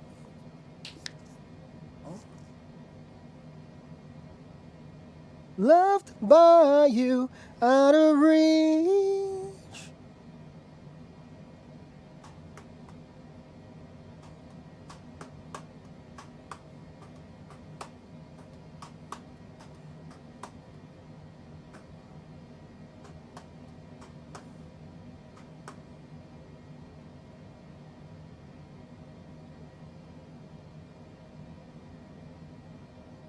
I'm so neat, I see you. But yeah, to that point though, like, you know, I bounce back and forth. Like I would play flight sim for a few days, and then hop back into rally again to get some to do my races, and then switch back and forth. It's very it's a good way to kind of decongest as well. Pretty cool.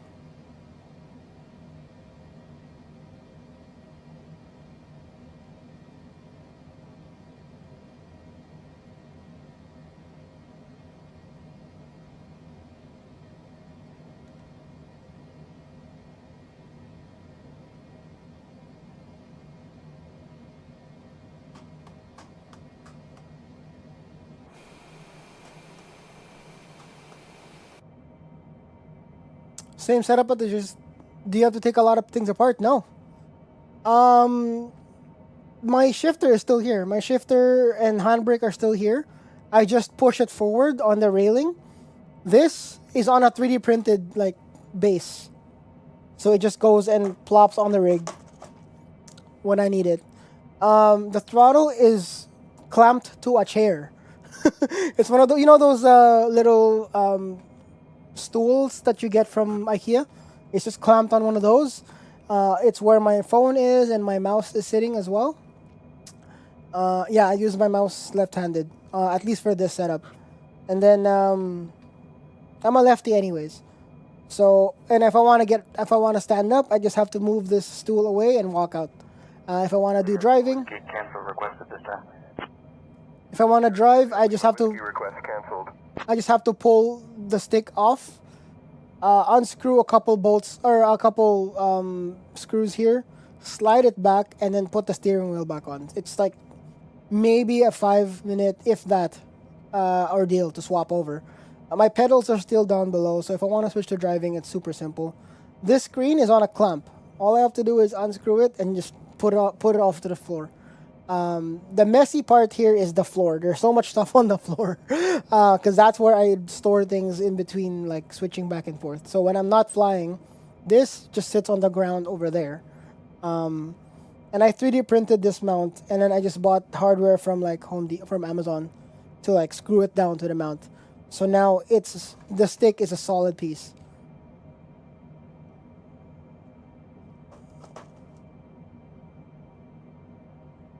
Also, although if you're, let's say if your girlfriend is gonna do like flight simming and on a desk, there are a lot of like, actually it's even more. It's even a lot more for the desk setup. There's a lot more people who make mounts for desks specifically for like HOTAS setups like these.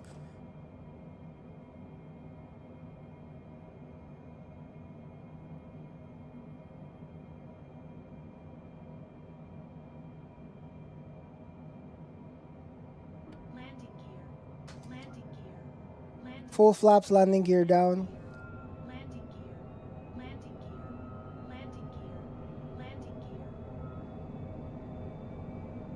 And then we're gonna do a V path.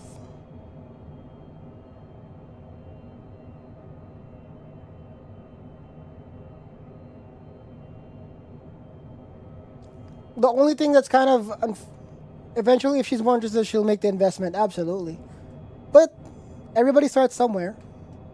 If you want to do like a desk mount, you could do that, or just put it on the table. Like I'm trying. Why am I? I'm trying to make it complicated in my head. Just put the damn thing on the desk. That's easier and it's cheaper too. It's free. And the cool thing too is like similar to racing stuff, driving simulators or driving gear. The flight sim stuff too are separate, discrete USB devices. So, should you want to upgrade and want to remove the stick and switch it to a yoke, you can keep the throttle from your original setup and then remove the stick because it's just two separate USB devices. And in the same reason, if you want to do two sticks, let's say you're playing some sort of space sim, because space sims usually I believe use dual stick rather than HOTAS. It's called HOSAS, which stands for hands-on stick and stick. HOTAS is what we have here. It's called hands-on throttle and stick, HOTAS. That's kind of that's what I think. If you want to do two sticks, you can do that too. Or if you want to keep the stick for flying, let's say Airbus or jets, like fighter jets. But if you want to use a yoke for let's say Boeing planes or jets like this, then you could have that, and then you can just buy like the pedals, the rudder pedals. It's very much like a lot of it's plug and play. First of all, 66 understood. Advise if you need assistance. Less hassle with like, because with driving sims, like for example, my wheelbase, some games will work. Most games will work with it, but not all games would give you force feedback. With sticks, it doesn't matter too much because there is no force feedback to be had here. So if you do it in that way, you could like piecemeal it, if you know what I mean. There's a Logitech joystick all-in-one that I bought for Star Citizen. Yeah, how's that going? Maybe you should try others. You're probably better off playing like other space sims, Fat Angel, if you wanna at least use your Logitech.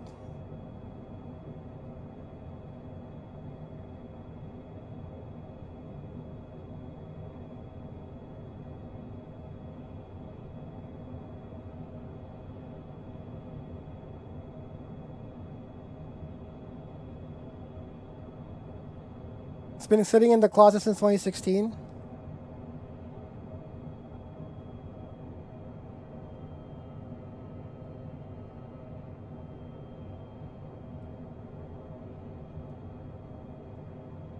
Yes, we caught the glide path, and we're actually now in line.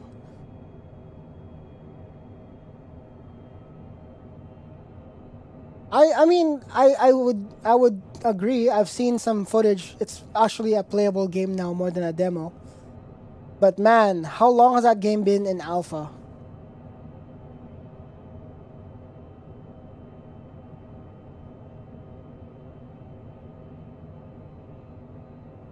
But that being said, Jojo, if your girlfriend is obviously easing into it, maybe showing her all of this might either A, discourage her from getting into it, or B, get super interested with what you could do with it. But at the same time, it is a game at the end of the day, so you know she's probably gonna start enjoying it. Hopefully, at the beginning.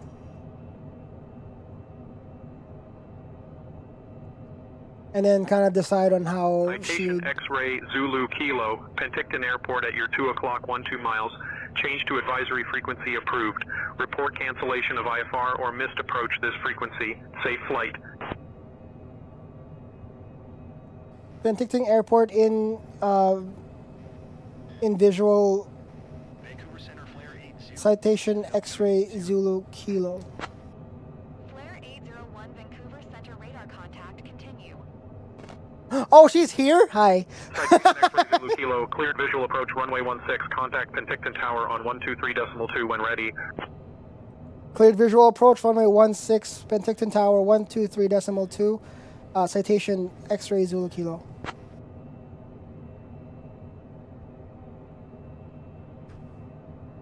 One, 2, 3, 2.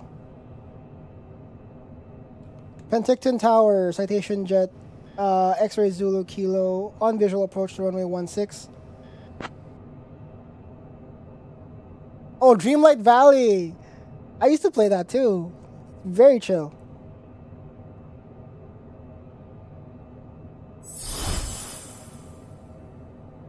Twitch, don't kill my vibes. Thank you for the follow. What the heck? That's funny. Oh wait, that's her. That's you. Hi.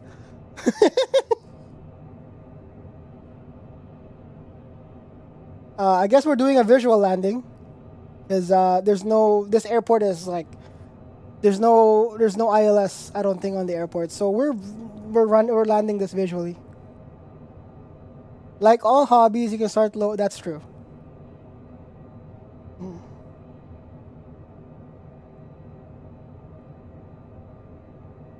So, let's switch to this scene. You guys probably see the runway now. We're right on it. I'm gonna turn off auto throttle pretty quick here, and I'm gonna control the throttle myself. You know what? I'll turn it off now. Controlling the throttle on my own now.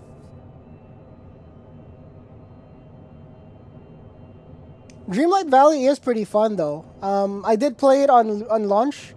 I haven't really been in it for a little while though. It's very cute, and it's also very like, it's a nice game to play if you have like a little portable thing, you know?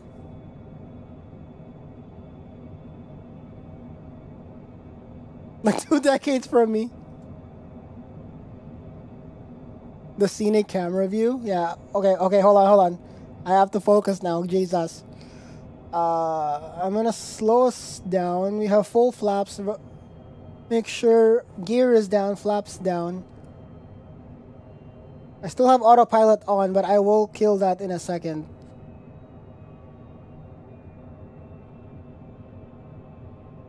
I'm gonna...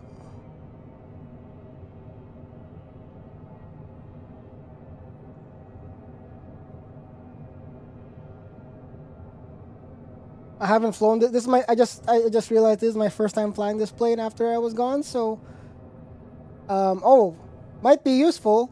The poppy lights in front of us, the 4 lights.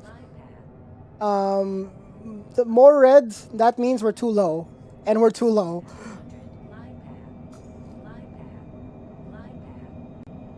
I'm gonna pull power now.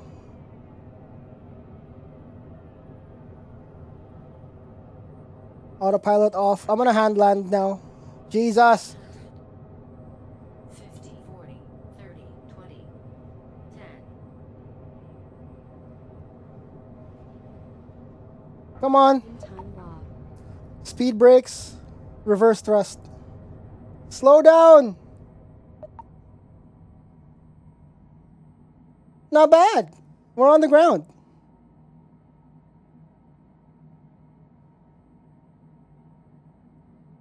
You know the timing too? Well, folks, we just touched down in Penticton, and I gotta say, that was The timing, you guys can't see it. You guys can't see it, but once we hit the ground, Penticton is known for its beautiful beaches, and as is located between two stunning lakes, Okanagan Lake and Skaha Lake. The weather here is a pleasant 22 degrees Celsius, with no clouds in sight and no precipitation. So perfect for a little outdoor adventure, eh? Please remain seated until we reach our final parking position. On behalf of Captain Jam, First Officer Stephanie, and the whole crew, thank you for flying with us today. We hope to see you again soon. Honestly, dude, if you get an opportunity to visit this exact place, Penticton, really nice. I was here last summer hiking, really nice. Food, also pretty good. The visuals, like you see a lot of that. And you can also go swimming in that lake. Anyways, Penticton Tower, citation, X-ray Zulu Kilo, cleared of runway.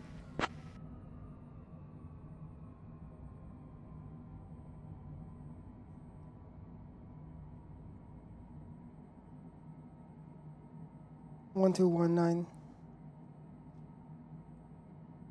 Penticton ground, citation X-ray Zulu Kilo, cleared of runway, requesting taxi and parking. I'm immersed.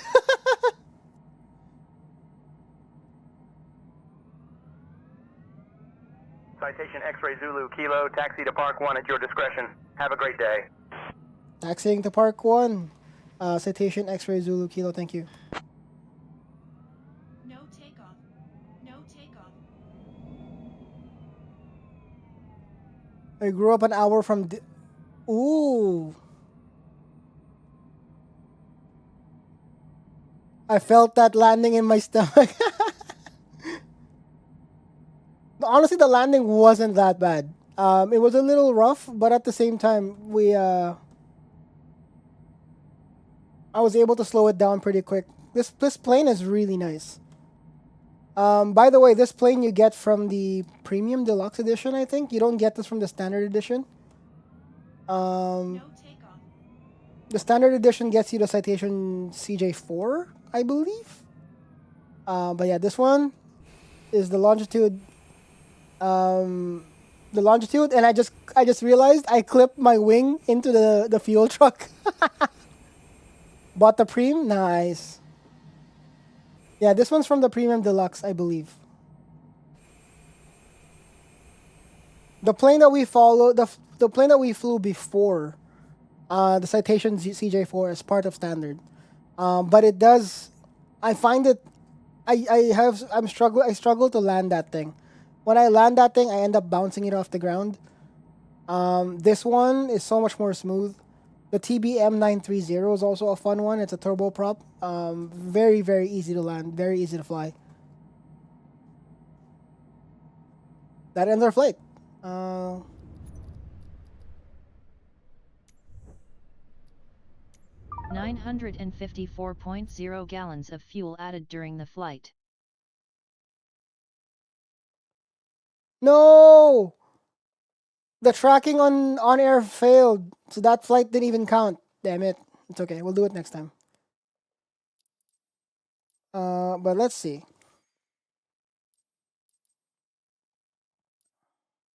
Oh, by the way, thank you for the follow. Twitch don't kill my vibes. But also, if you have a name that you would prefer to be called instead of Twitch don't kill my vibes, let me know, because I try to remember a lot of that usually. One more flight. Let's do one more. Let's do one more, but we'll do photography mode. Nicole is fine. Sounds good.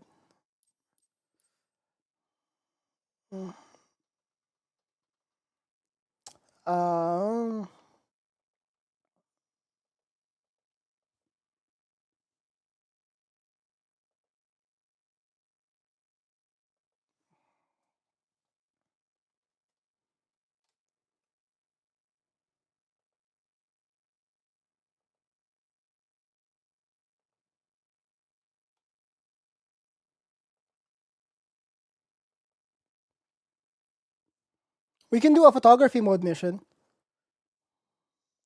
Maybe a short one because we want to go. We need to go shopping after this. Thinking about you. All right. So yeah, let's look at the planes really quick. I think the one we used today was the Citation Longitude, which was part of Premium Deluxe. Citation CJ4 was the first flight that we did today, which is one we did from Finland to Sweden.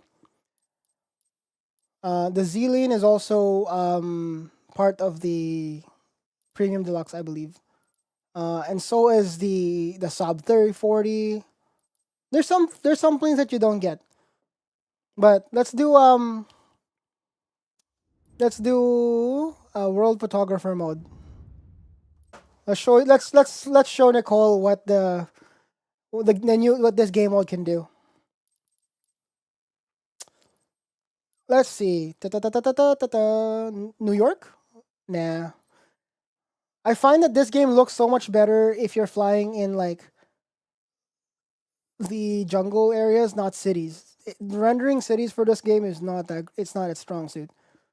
So let's do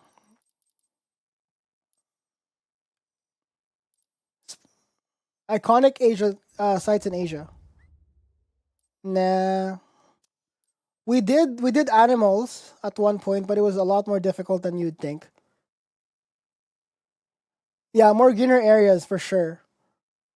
National parks? I've never been to a lot of national Grand Canyon?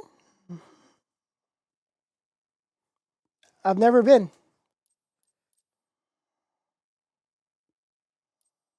Yosemite Valley? Ooh, Yosemite Valley might look cool too.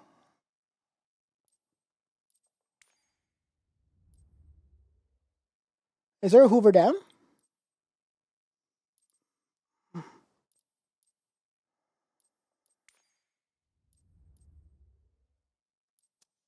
Oh shoot. What's in the Asia list? Tokyo Tower, Petronas Towers, Burj Khalifa, Himeji Castle in Japan. World famous monuments: Sphinx, Taj Mahal, Angkor Wat, Chichen Itza. We did Chichen Itza before. I crashed a helicopter into the Chichen Itza once. Okay, we can do. Let's do Grand Canyon then.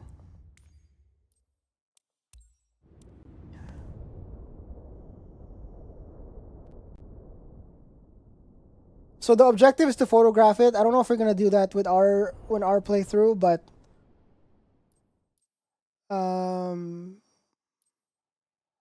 I think let's take the Cub Crafters.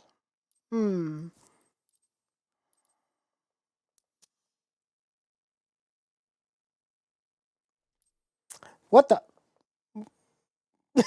It's broken. The name is right, but the model is the longitude. That's so funny. Let's get the big wheel, boy. In case we want to land on a bunch of.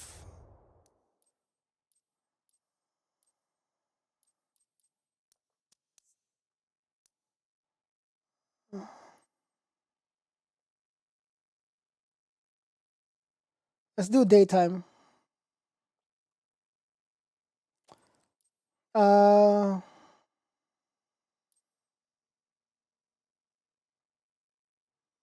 right, let's go flying. So instead of so we're not gonna use ATC for this one, so we're gonna close that. Oops.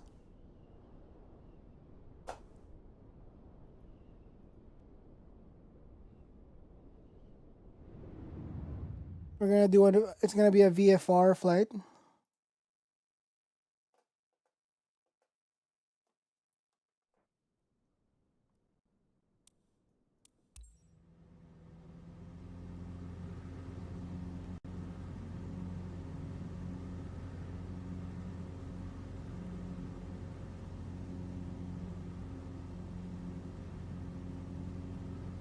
Let's get down lower.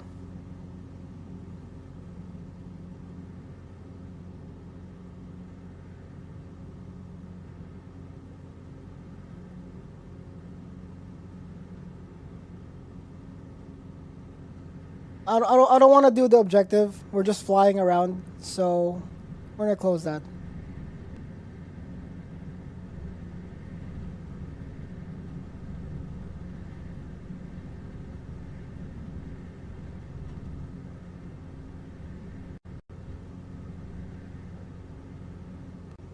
It's so cool, huh?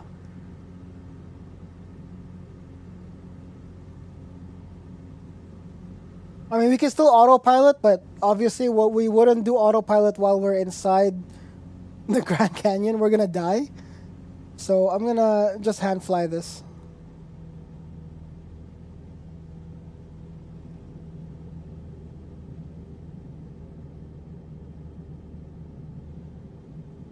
Don't love the fact that I feel like I'm sitting in a metal tube that can go splat. It is very much a metal tube.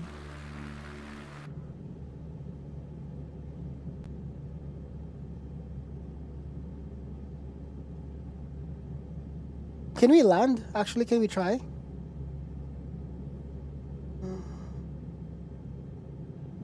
We're gonna do max flaps. Not helping the fear of small planes. This is, I mean, yeah.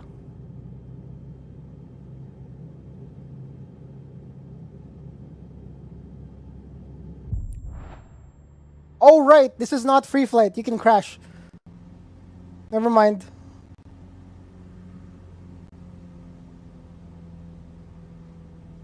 I mean, if it's Victoria, you're better off driving anyways.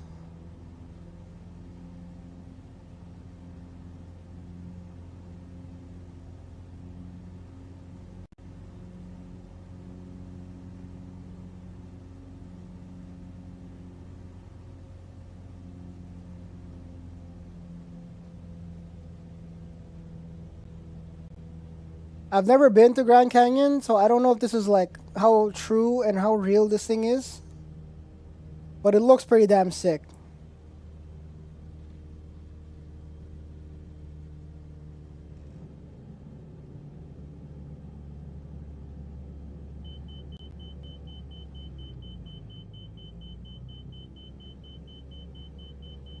Wait, my plane is bugging out. I don't have airspeed. Oh, we don't have airspeed, chat. Brace, brace, brace. Ah, shit, I can't bring it back up. Fuck.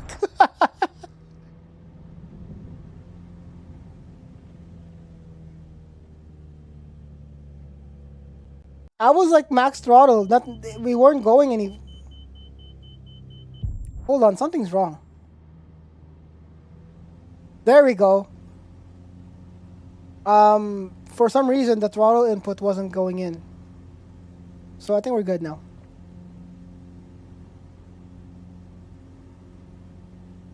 Something wrong.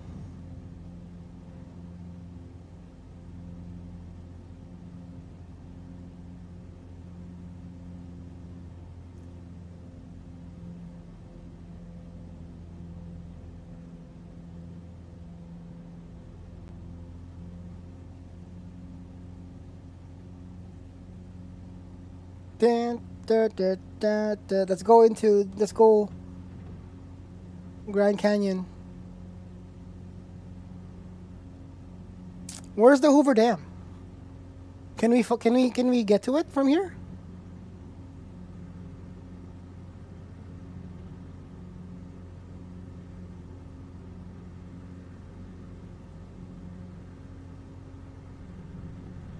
Fly towards Vegas. That's not gonna be. Oh, you know what? Screw this. Screw the world photographer mode. We'll plan our own flight.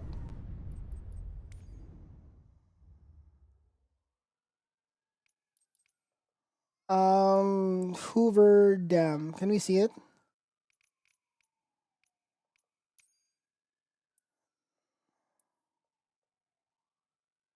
So what if we took off from Vegas or something? KLAS.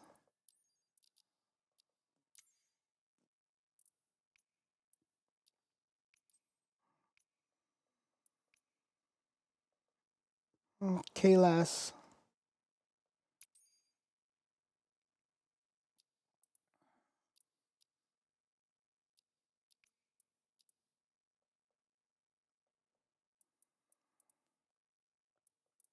Where is Hoover Dam? Oh wait, no, there's an airport here. So let's do this. Hoover Dam.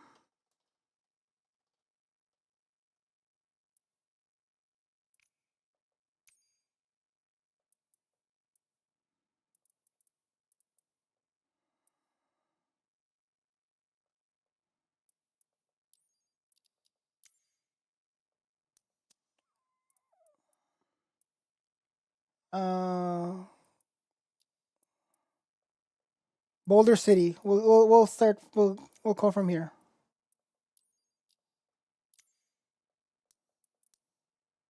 And then the Hoover Dam is right here. So we're gonna add that as a destination.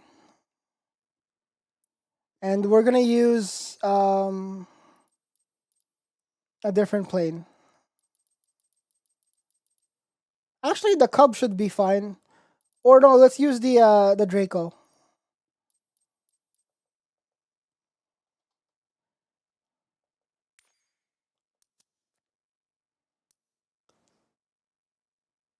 Should be a very short flight.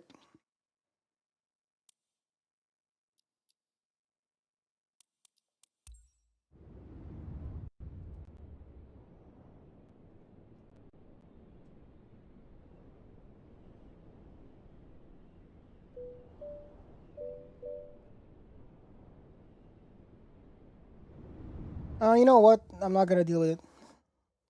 Let's just go.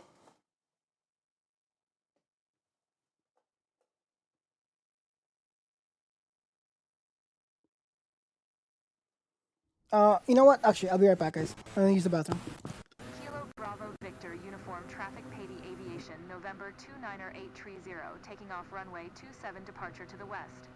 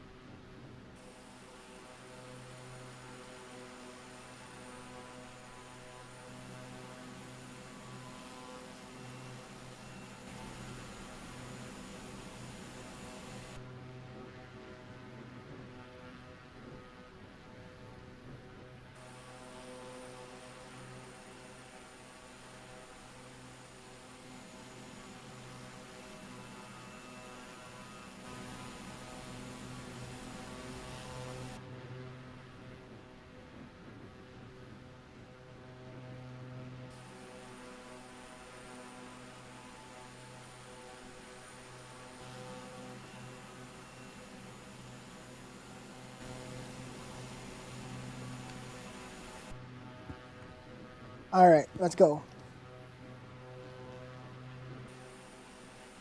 So we're gonna go to the Hoover Dam.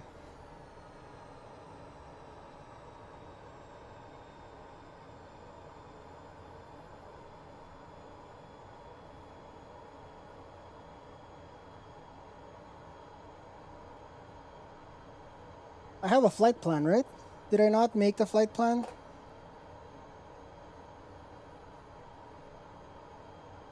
Son of a bitch.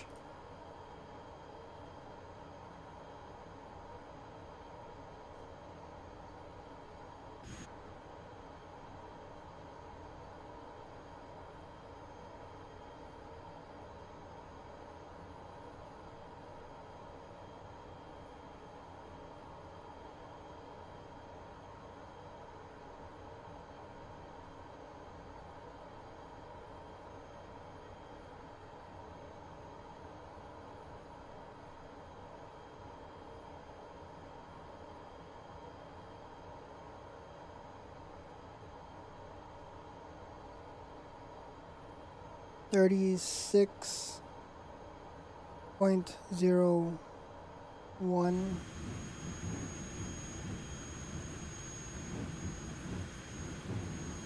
Sounds good, Jojo. Have a good one. Thanks for coming by. Bye, Nicole.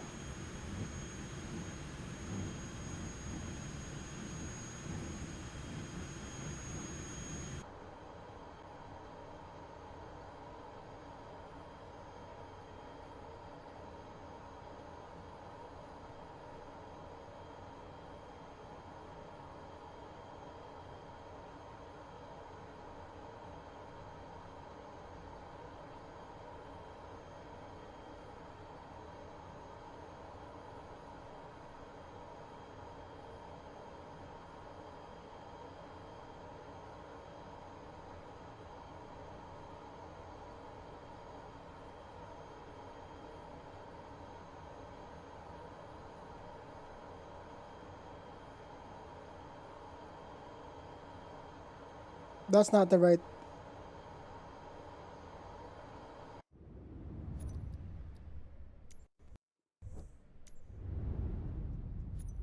That was not the right location.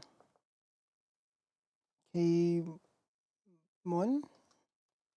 Boulder City. No. Las is Vegas.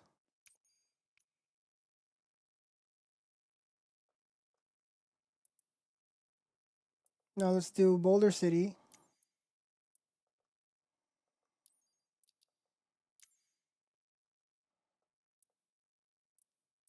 Hoover Dam.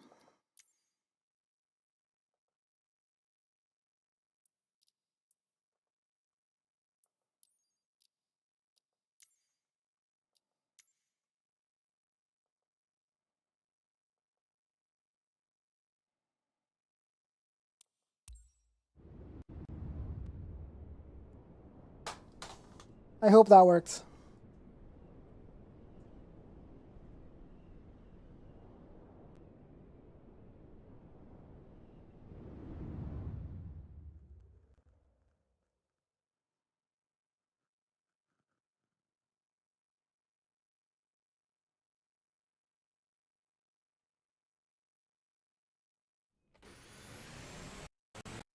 Kilo Bravo Victor Uniform Traffic Patey Aviation November 90 Tree 2 Tree taking off runway 27 departure to the west.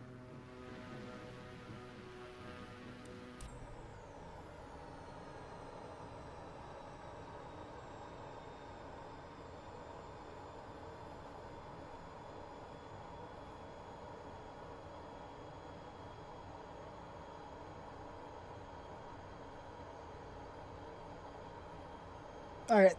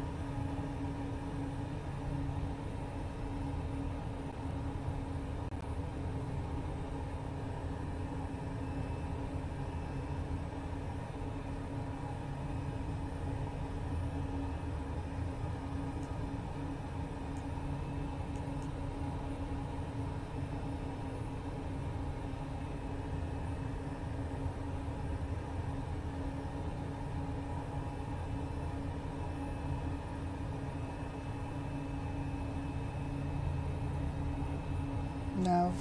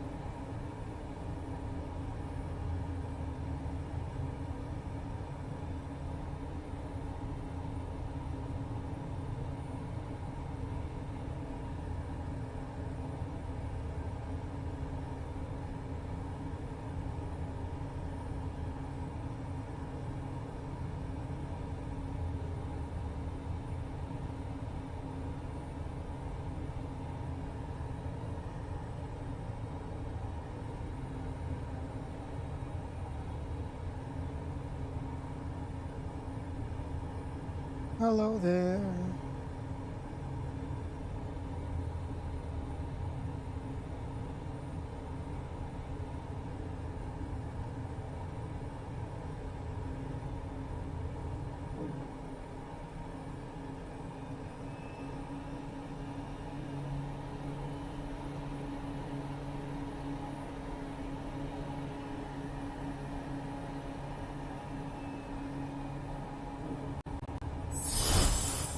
Lighthound, thank you for the follow. Welcome on in.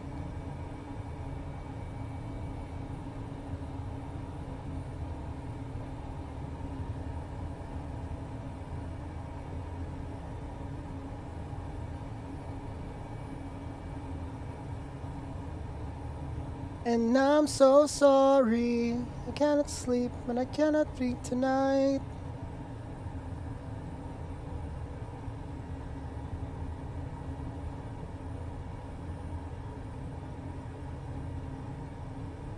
How goes the flight? It's going all right. This is just our final like thing for the day. We did some on-air flying. We did some. I did some flights for. So we did a bunch of flights today. Today is just. I just wanted to see the Hoover Dam. I've never seen it IRL, so I figured we'll fly over it in game. One of our flights that we did today is we went into the flight between Finland and Sweden because I do play a lot of rally games as well, and I'm a part of this group, I guess, called the Creator Series. And the Creator Series events that is happening this Monday coincides with the real WRC in the real world, which is also happening in Sweden. So I figured, as if we're real drivers flying to Sweden, I flew a flight between our last event, which was in Finland, to Sweden. So we landed there, did some other kind of cool other things. And then now, before we end stream, I was like, hey, or I wanted to do some other stuff, and chat was like, maybe check out the Hoover Dam. So here we are. Sweet setup, thank you. Yeah, this is like a mixed flying / driving setup. So the wheelbase is actually right here behind it. So the wheel just goes on when the steering wheel just goes on when I'm driving.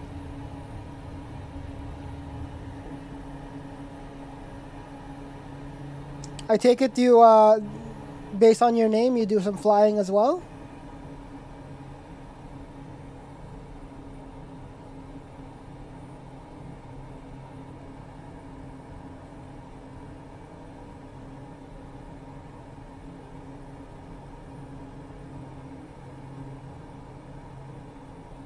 What's that purple thing? Is that that's so cool. I guess the Hoover Dam is lit up purple at night or something?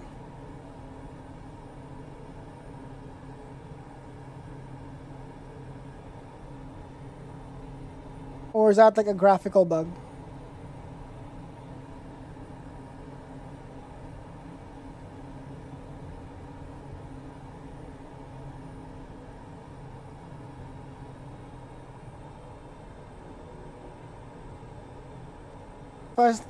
Firstly, mostly airliners.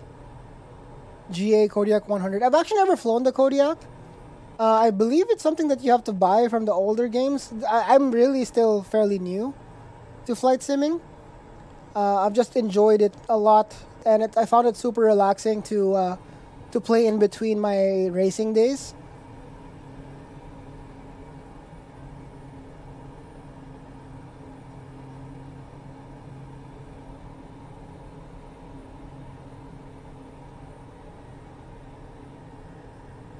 So yeah, sometimes you would see me playing WRC here.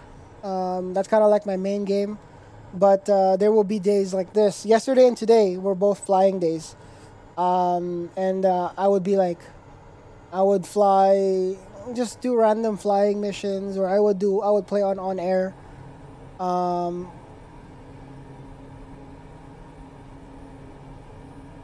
don't have the Kodiak, but the Draco does the job for me in terms of like just flying like low and whatnot.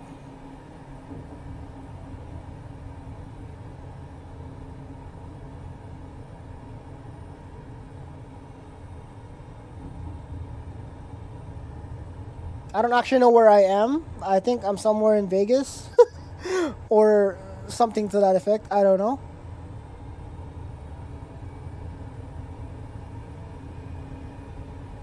One thing I want to learn though at some point is figuring out this whole scenery nonsense.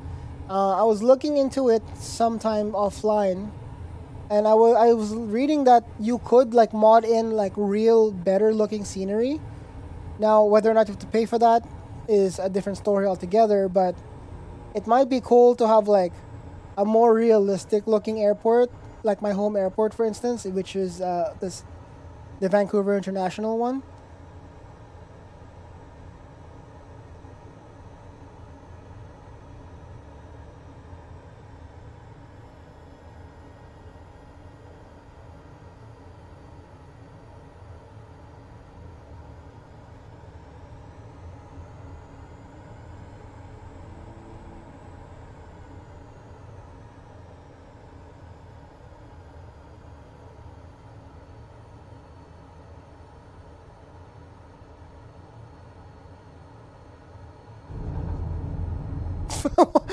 I just landed on the water. Oopsies. I was looking up a chat.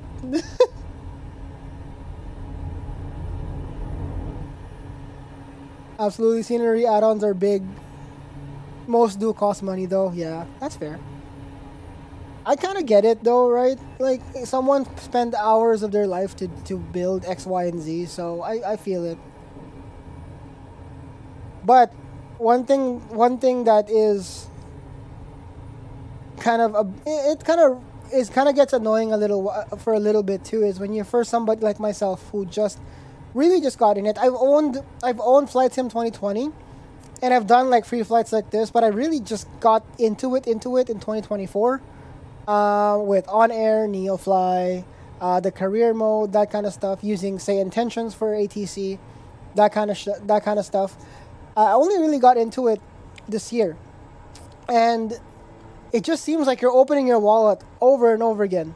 Like, yeah, you can play the base game, sure, but if you want to have like a better experience for whatever, you buy it. It's a monthly thing. It's a subscription. And I thought sim racing was expensive in terms of like add-ons and stuff like that. No, Flight Sim is worse. Flight Sim is way worse. Like, my biggest spend in the sim racing software add-on type thing, Sim Hub, and it's a one-time license. I paid for it, and I'm not have to pay for it ever again. I'm actually using Sim Hub for the haptics in my seat as well, because Sim Hub connects to Flight Sim just as it connects to other sim games, so I can feel the engine through the seat. Yeah, right? It's very expensive, but hey, it is what it is. I think for sim racing, the expensive part is the hardware. And it does get expensive for flight simming as well. But the software and the add-ons and all the little things that you have to buy to have an experience that's really good. But yeah, this particular flight has just been me messing around. I'm just kind of flying around in what is this, Vegas? But tomorrow we will be back in the sim in the rally car tomorrow, because we need to practice for Monday's race. And then potentially maybe next week we'll do the same thing. Tuesday, Wednesday, do some flying again. Flying is really fun, very chill. And then we're gonna do our I can land this thing for the most part everywhere, so I'm gonna try to land it like here.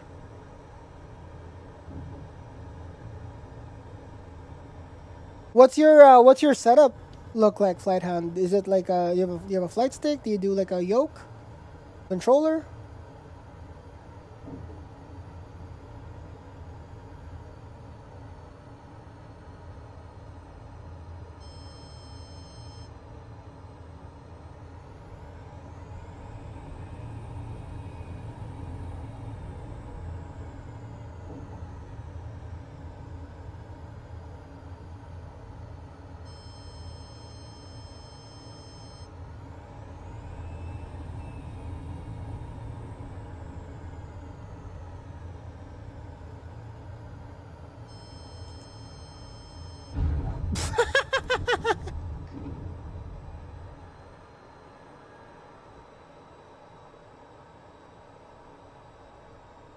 All right, I think that might be the end of it. I'm my attention span is disappearing, guys. An Airbus 320 throttle and side stick. Honestly, I kind of wish I went with that compared to these ones. These ones are nice. I do like the fact that there's a lot of switches on the X56, but I like the fact that in the Airbus you can flip it. Like you can put the side stick on this side, and like these are, you can tell they're designed to be like right hand flight stick, left hand throttle. It would be nice to be able to flip them easily. But yeah, oh, you know what? Since we're gonna be driving tomorrow, I'm gonna show you guys how I do the switch between flight and driving.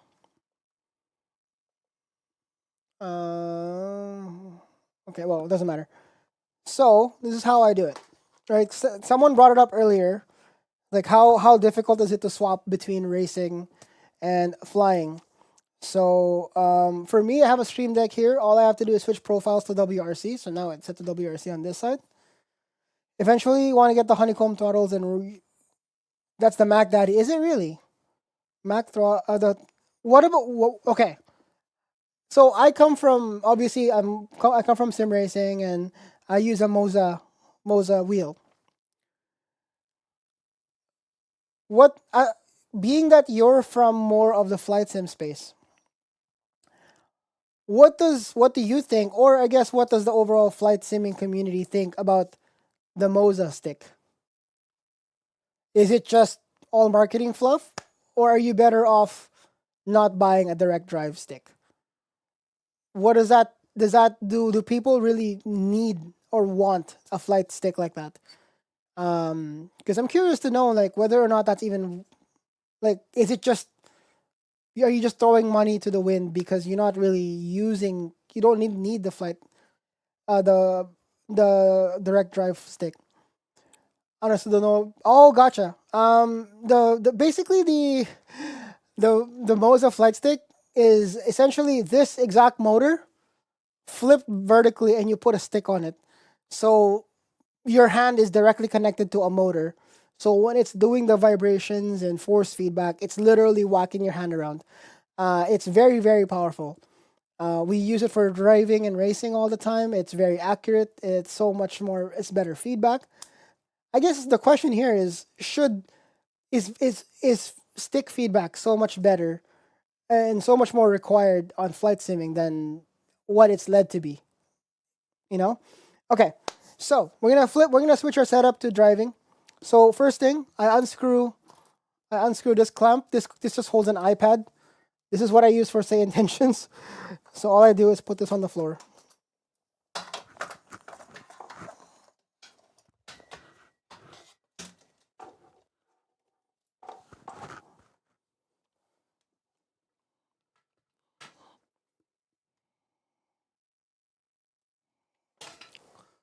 All right. This is not even screwed down. I guess go lift on the floor. And then this is what I use for my dash, for my sim hub. It just clips like that, and now it's ready. I just put the steering wheel back on here. Handbrake handle, screw back on. Unscrew these two bolts, or these two knobs that I've set up here. Pull it back a little. Oops. Pull it back. I have a stopper that I put on the rig. Tighten the screws down. I got my handbrake back. I got my shifter back.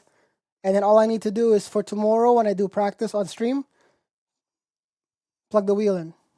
And we're now back. We're now set to drive.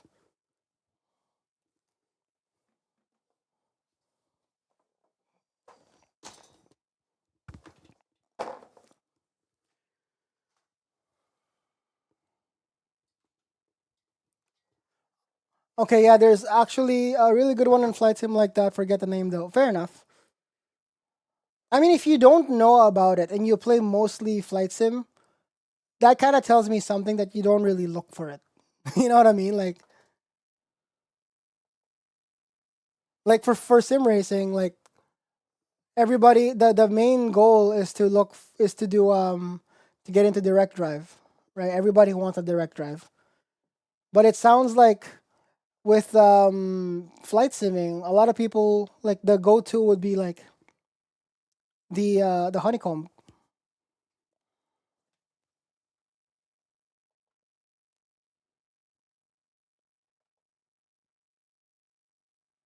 Let's look at who's flying. Let's rate somebody who's flying.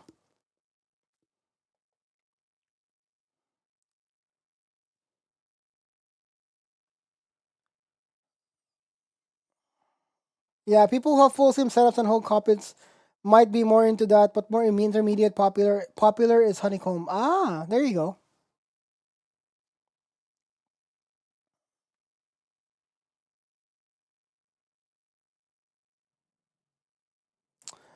I don't have anybody that I know that I can raid. So I guess we'll raid somebody who's flying or driving.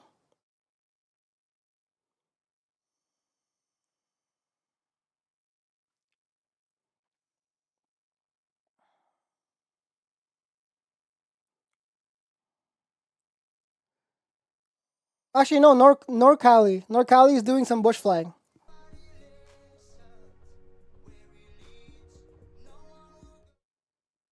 So let's go to NorCali. But I think we will end it here, everybody. Thank you guys for hanging out today. Let's start the credits. But thank you so much for hanging out today. It was a great time. We did a lot. We got a few flights in. But thank you to Blossomberry with a follow. Douchebaggins, Twitch Don't Kill My Vibe, aka Nicole, and Flighthound, thank you for the follow. We got bits from Jam Jam today, and a gifted sub to Fat Angel from Jam Jam. Thank you guys for hanging out. I will see you guys again tomorrow for some rally, because I've converted our setup now for rally. For flying though, for sure, we will do it next Tuesday. Next Wednesday will be 100% sure. Tuesday is a maybe. And Monday would be the Creator Series event that I race in every week, which is simulcasted to the official EA Creator Series channel on Twitter, YouTube, Twitch, all that. So if you want to see me doing that, come back on Monday. And if not, Flight Sim will be for sure next Wednesday and potentially next Tuesday. NorCali is doing some bush flying up in the Yukon. That's pretty cool. Here we go. Join us for the raid. I'll see you guys next time. Thank you guys again for hanging out. I'll see you guys soon. Take care. Have a great rest of your day. Bye.